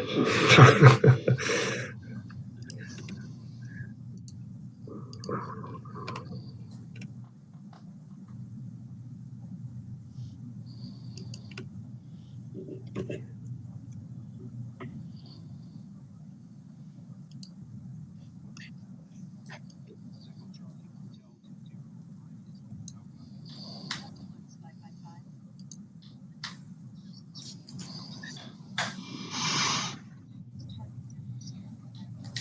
right. All right. Let's see here.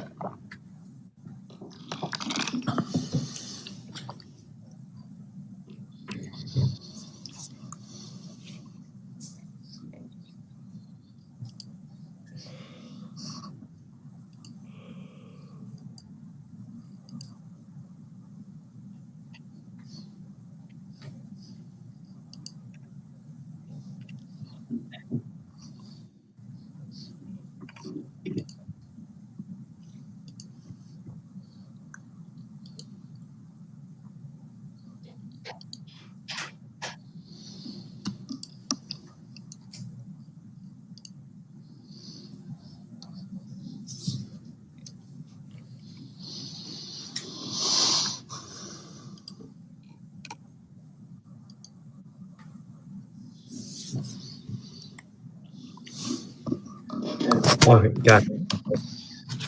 All right, so let me go.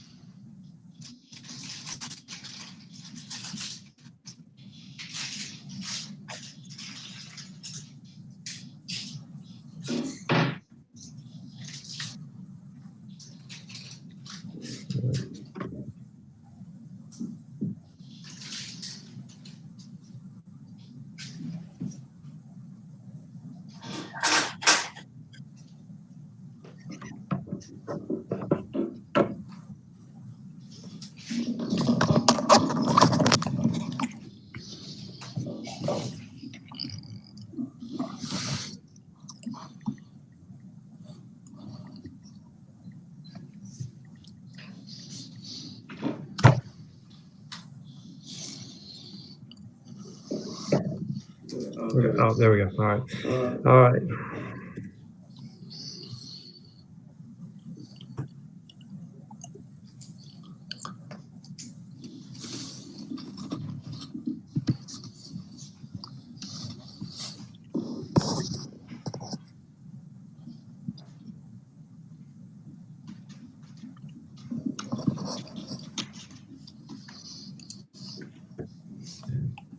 All right.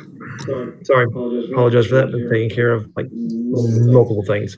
All right. So y'all are making your way back, and we'll return to the vine and tower, or blood of the vine, and y'all will return, the three of y'all, sans corrugated metal tied to a rope.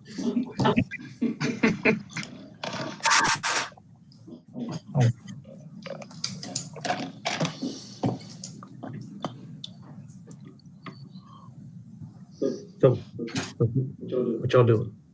Food and drinks. Food and drinks. Food and drinks, and then nap time.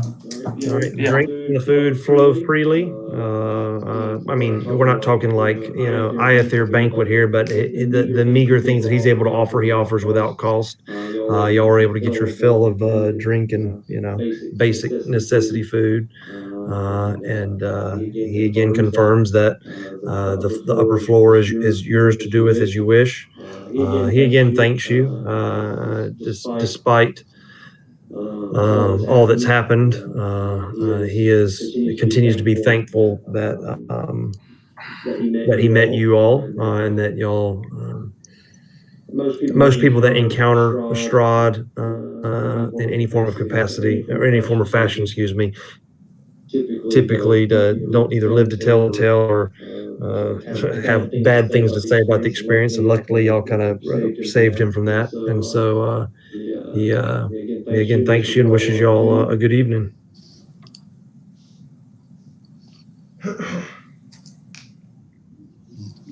Okay.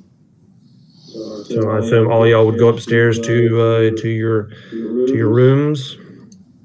Yeah. Or actually, I think there was like 3 rooms, but I think y'all had everything, but y'all were all staying in Carrick's room. So I would assume, I say Carrick's room, the room that Carrick's in, y'all were all staying. The last time y'all spent the night there, y'all all stayed in the bubble, I think.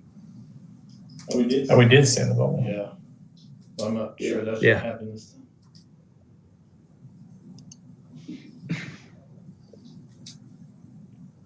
So we're going to a long rest. Yeah, I think so. All right. I'm going for a long rest unless it gets interrupted. Yeah, I'm going for a long rest too. Okay. Yeah. Right, so I'll do a short rest. It doesn't really matter. So I mean, are y'all gonna do the same thing? Stay in the all in one room, and go to the I don't bubble? think we're allowed in the bubble. Are we? Yeah, I'll probably go to the room next door. Okay. How are the rooms arranged? Are there multiple beds in each room? I mean, yeah. Well, this isn't the Hilton. I mean, there's one bed in each room, but it's a large bed. What you'd consider, I guess, a double to a queen. But it's like one occupancy room, so there'd be a total of like 3 beds in the 3 rooms. That's fine. I'll sleep on the floor in Druid's room. I guess did I miss? I mean, I'm fine. There must be stuff going on behind the scenes, just like I was doing. Has there been a falling out of the Iron Lords that I don't know about? I didn't think I thought we were told we couldn't go to the bubble. No, I didn't say you could go to the bubble. I just was saying that everybody's talking like that. He's not going anywhere, and you said we're not allowed in the bubble. So I was wondering if I missed something in the chat. I'm going to get in the bubble. I just thought he was working on something in the bubble and that we were supposed to leave him alone. I want to go see what he's working on. Okay, I guess he'll tell you whether you're able to like come in or not. But Drew, you're going to take one of the I've never not been able to walk in, so I'm just going to assume I can. And if I get bounced back, that's fine. You walk in. I'm just going to be like, what's up? I mean, he's having an American Pie moment, but that's all. Oh, yeah, I did not. I'm sorry. You see Carrick sitting on the floor reading a book. I'm going to go make my little bed and be like, dude, hey, everything cool? The DM is curious as well. This is just Graham is in the room at this point? Yeah, just me. Got a lot to think about. We just destroyed that guy, and then, Well, I mean, he wasn't giving us a lot of options there, Kerry. I mean, he was rabid. Right. Yeah. Is that what? Yeah. Like he wasn't having a conversation with us. No, but the only difference between him and my brother was my brother's eaten lately.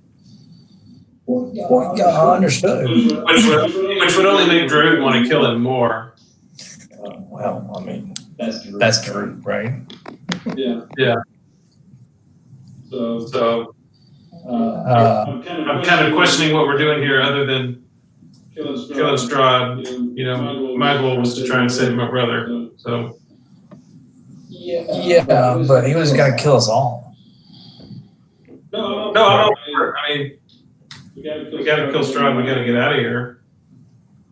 Well, I mean, in that order, because there's no other way out of here. Right. Well, but I assume. So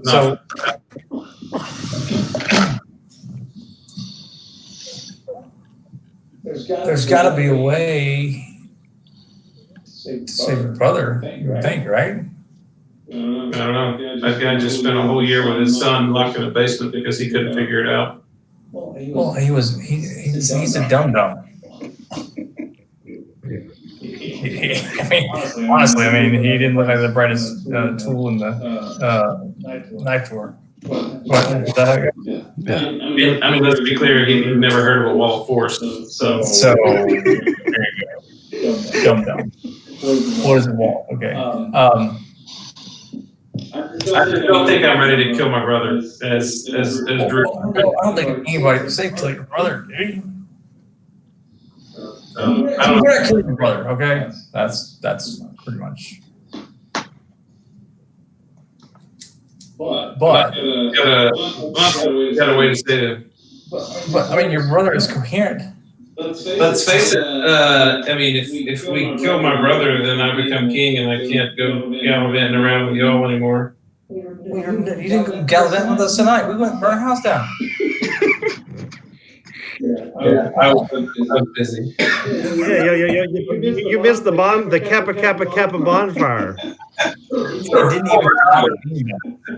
Or not the Kappa. Was it Lambda? It was an 8 a.m. pregame bonfire.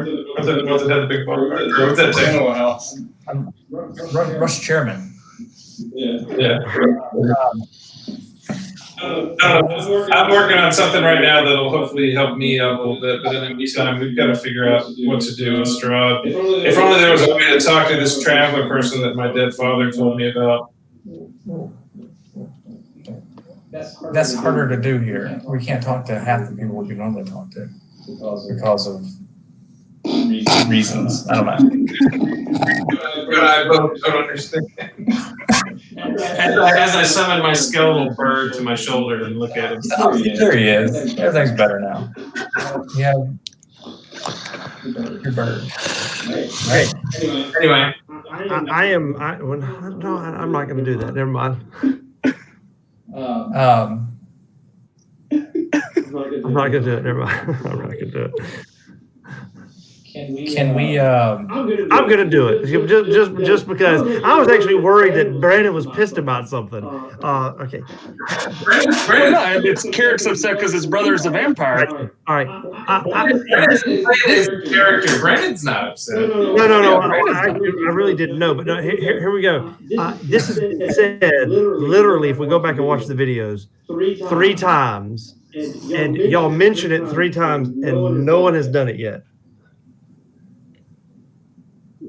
Why don't y'all try to do that? Try to find Ascending. Thank you. I don't have it prepared. I had to take a long rest to renew my spell. It didn't work. We did, and it didn't work. It didn't work the first time, but Strahd might be down right now. Yeah, but I didn't. I unprepared it on the long rest. Everybody we tried to send to, it was blocked for some weird reason. I woke up this morning after I didn't work yesterday. I took it off my list. I was just saying, y'all keep talking about sending, but no one ever sends anything. Yeah, well, I have to because Carrick's not going to waste the spell slot on the spell that doesn't work. Yeah, I unprepared it too because I could use it for something else because I thought maybe. That gave me there now if I turn it back on, but Carrick made the decision to take it off his list. I get. I'll just throw you a bone because I'm feeling generous. You've got a clock there, and so you've wasted out how much time not sending. I understand, and I'm sure that come sunrise, Strahd will exist again. Yeah. So I mean, I get that, and I'm sure he'll be waiting in the The living room again. Yeah, when we walk downstairs again in the morning. But yeah, I get it. Yeah, I mean, if I had it prepared, I would certainly try to use it, but I can't. Because I'm dumb, apparently. Same. Carrick doesn't have it prepared today. Baron's gonna cast Sending. Re-prepare it. Especially after the whole sending and blink didn't work. Carrick's already second guessing his whole structure right here. But yeah. As well you should. This is a different beast. But again, y'all mentioned it 3 times, and I thought at some point someone would actually do it, and y'all mentioned this is now the 4th time. I was like, someone, I didn't know you didn't have it prepared. I was like, why don't you just try it? God bless. I would love to try it. Carrick wouldn't turn it back on either while he's here. I mean, he was right. I mean, I've already tried it. It didn't work. Like, why would I keep trying it? Because the DM was trying to meta and give you throw you a bone. Well, if you'll allow me to meta right back, then I'll prepare it tomorrow. I didn't prepare it. Yeah. I'm sorry. There was some staggering the lag. You cut it. You kind of were jaggy there. What'd you say, Grill? I really want to meta. I can retcon the unprepared and send a message. I just gave you the. I assumed we could. Once we killed him, I assumed maybe we could, but I didn't think we were going to kill him when we woke up from nap time. Right. If we really want to meta, Baron will send Sending. I was about to say, look, if you had, I almost said it 2 seconds ago. I was like, okay, Iverson's sending. Part of me wishes you would have just done that, and I'd have played it off, and we'd have said, when did Ivor learn sending? I have it prepared. I've always had it prepared. Hey, you joke about that, but you did go through an entire almost first year of a campaign and never cast magic. True. Hunter's Mark. Well, I always had Hunter's Mark. Yeah, but you never cast it. Yeah. Baron technically has a magical device that you can use. He does have Sending Stone. It doesn't cost any spell slots to try and use. I don't have Sending on it. Yeah, it's a sending stone. It uses a sending I spell. mean, I did Gemma, but It only talks to Gemma. Yeah, it talks to the other stone. I mean, Hey, Gemma, can you hear us? you're gonna come to this other coast Completely meta. Yeah, Carrick wouldn't even real fast. I got my own thing to do. I'm good. I'm reading. No, I'm not gonna All meta. right. I mean, Or did Drew stay in the other room, or did he get in the bubble too? No, I'm in the other room. Okay, he's oh in yeah, the other me and room. Drew. I'm in the other room. Other. All right. So the lion he barely fits in the bubble. Yeah, I think I'm wandering in. He'll snuggle up to Grim. All right. So y'all will settle down for your long rest, I assume. Anything y'all are gonna do or prep or change or do before I start rolling?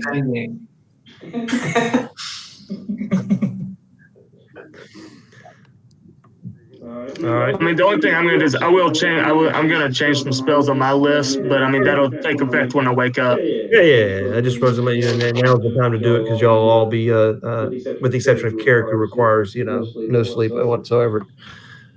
Someone else doesn't require full sleep. Jack. Jack doesn't. Jack, okay. Roland didn't require it either.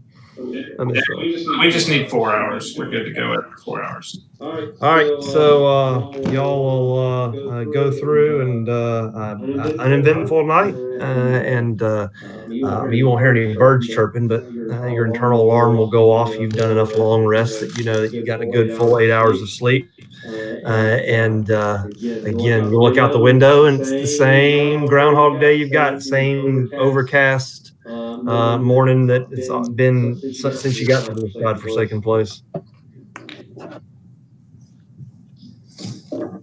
So you can reset everything.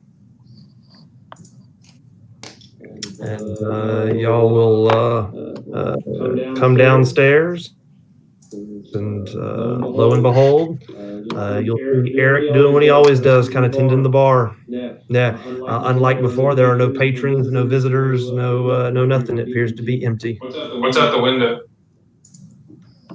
The same kind of view as before. You see down the road, the center of the square. It's kind of just again over same weather, same. No being exhaustion causing fog rolling through the town. You don't not that you see. Okay, I really did think Strahd was gonna be sitting there again. I didn't see it. I really did. Literally be Groundhog Day. That would be really funny. I thought that's what it was gonna be. Morning we had to fight Strahd. That would be really kind of weird. Yeah, super fun. So y'all sit down at the table, I guess, to enjoy breakfast by your hospitable Eric. He'll say he'll bid you good morning. Hope that the meager lodging was again sufficient for your needs, and y'all tell me what y'all are doing. About to go to bed. I love you. Love you too. It's my 11-year-old's still up. So is mine. Mark, I promise you, Riley, I promise is still watching Disney Plus or something. Yeah. God, I wanted to go to bed like 4 hours ago. I'm tired. Nothing. I love you.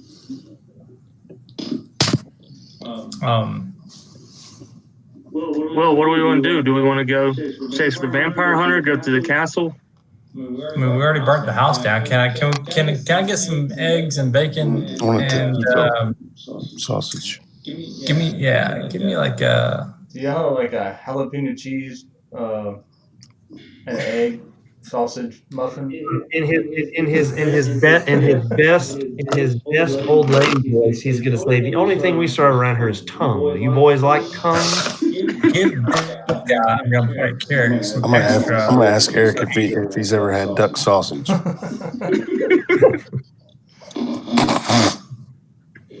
I'm gonna just respond. No jalapeno omelets or anything like that. You've got the basic salt pork and biscuits, so that's it. It's and the pork itself and the biscuits, it's probably past its expiration date. Yeah, you keep it up on Past this expiration date? everything. Say it again. Are you really happy to have us here, or are you just placating? Just because we're the only customers you've had since the vampire we killed? He says no. I'm happy to have you here. I mean, you kept me safe. You've done something that the village hasn't seen, probably at least the us younger ones, probably ever. It's the most excitement we've had in a while. Again, this is one of the few Barovians besides him and Ismark and Gerald that y'all have kind of befriended. What's the word about town? Is that house rebuilt itself, or do we know? He goes, I haven't really talked to anybody, any of the other villagers, but and I don't pass by that direction, but by all means, you feel free to. I'm not going anywhere near the thing.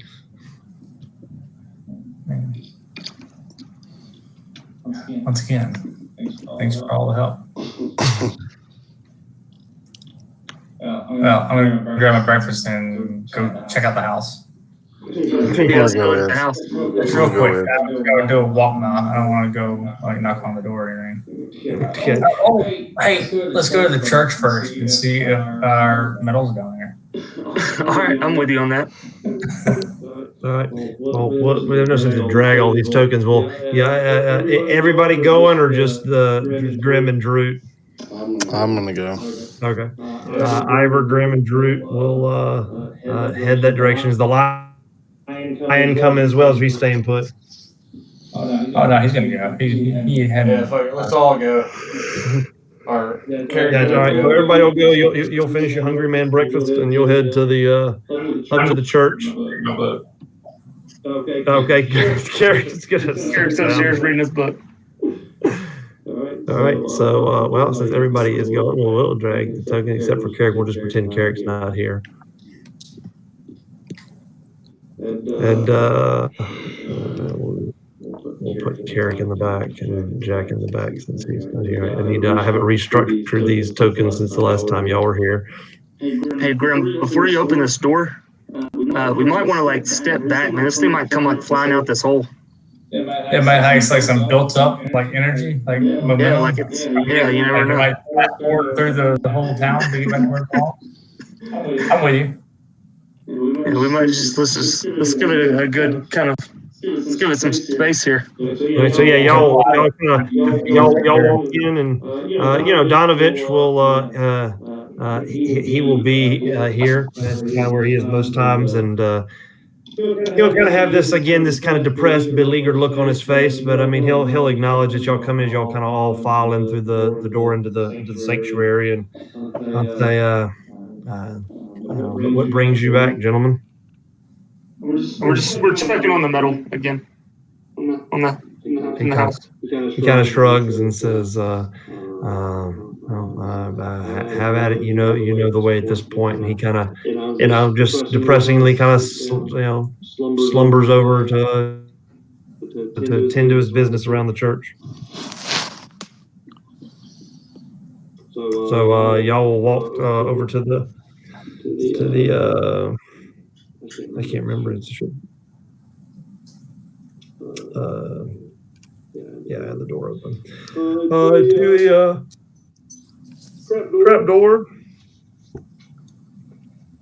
and I'll stone tape it right out of the way.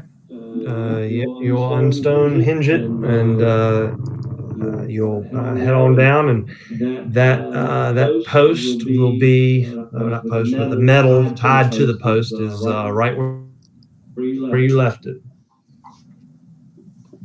Okay, well that's good to know. It didn't get away, I guess. So what piece do we bring in next? What? We're gonna rebuild the castle down here, or what?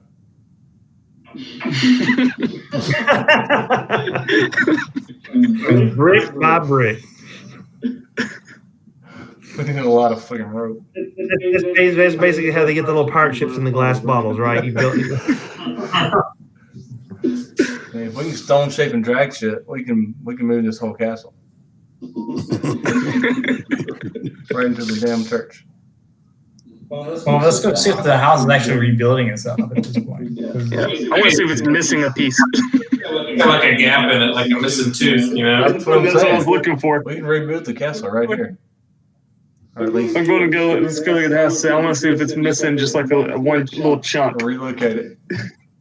All right, so y'all will With head, enough basements and enough rope, we can disassemble this No, house. so I got to be in a church. So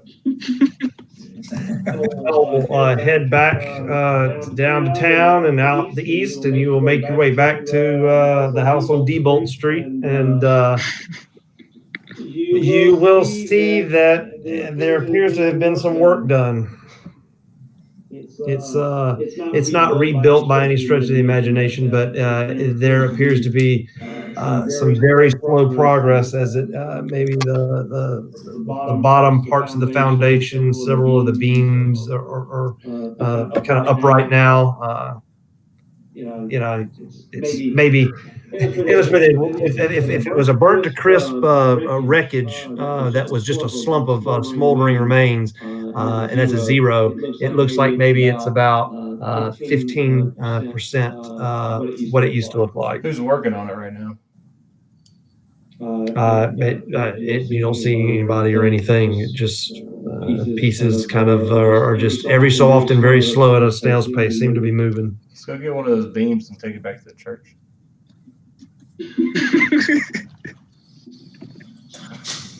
Hey, we really need we're gonna do this like a bag of holding. Oh yeah, Jack has a bag of holding. I got one of the little magic bags Yeah, too. Ivor has a little. I do have one. Yeah. We're just gonna re-unbuild this. Might get Chris's bag. I might get Jack's bag of holding and put it inside my bag of holding right in the middle of the whole I don't think you can do that. house. Get us out of here. I mean, Then I think we'd have a whole nother set of problems on our hands. I'm stuck in the astral plane, but we'll be out of here. We'd have a whole nother set of problems. But if we put, yeah, I'm gonna let y'all figure out how to burn the house down tonight. Yeah. Again, I'm gonna go to bed. 45. yeah, no, I'm with you. We'll figure this out. I seriously doubt any of that's gonna work. So Unfortunately, shooting arrows at this thing is probably not going to be it. So I'm gonna leave it up to you, magic guys. yeah, I don't think I can hit it enough. Hi guys. All right. All right, man. It's 2 o'clock almost. Yeah, I got work too. Also. All right. Well, that was fun. Yeah.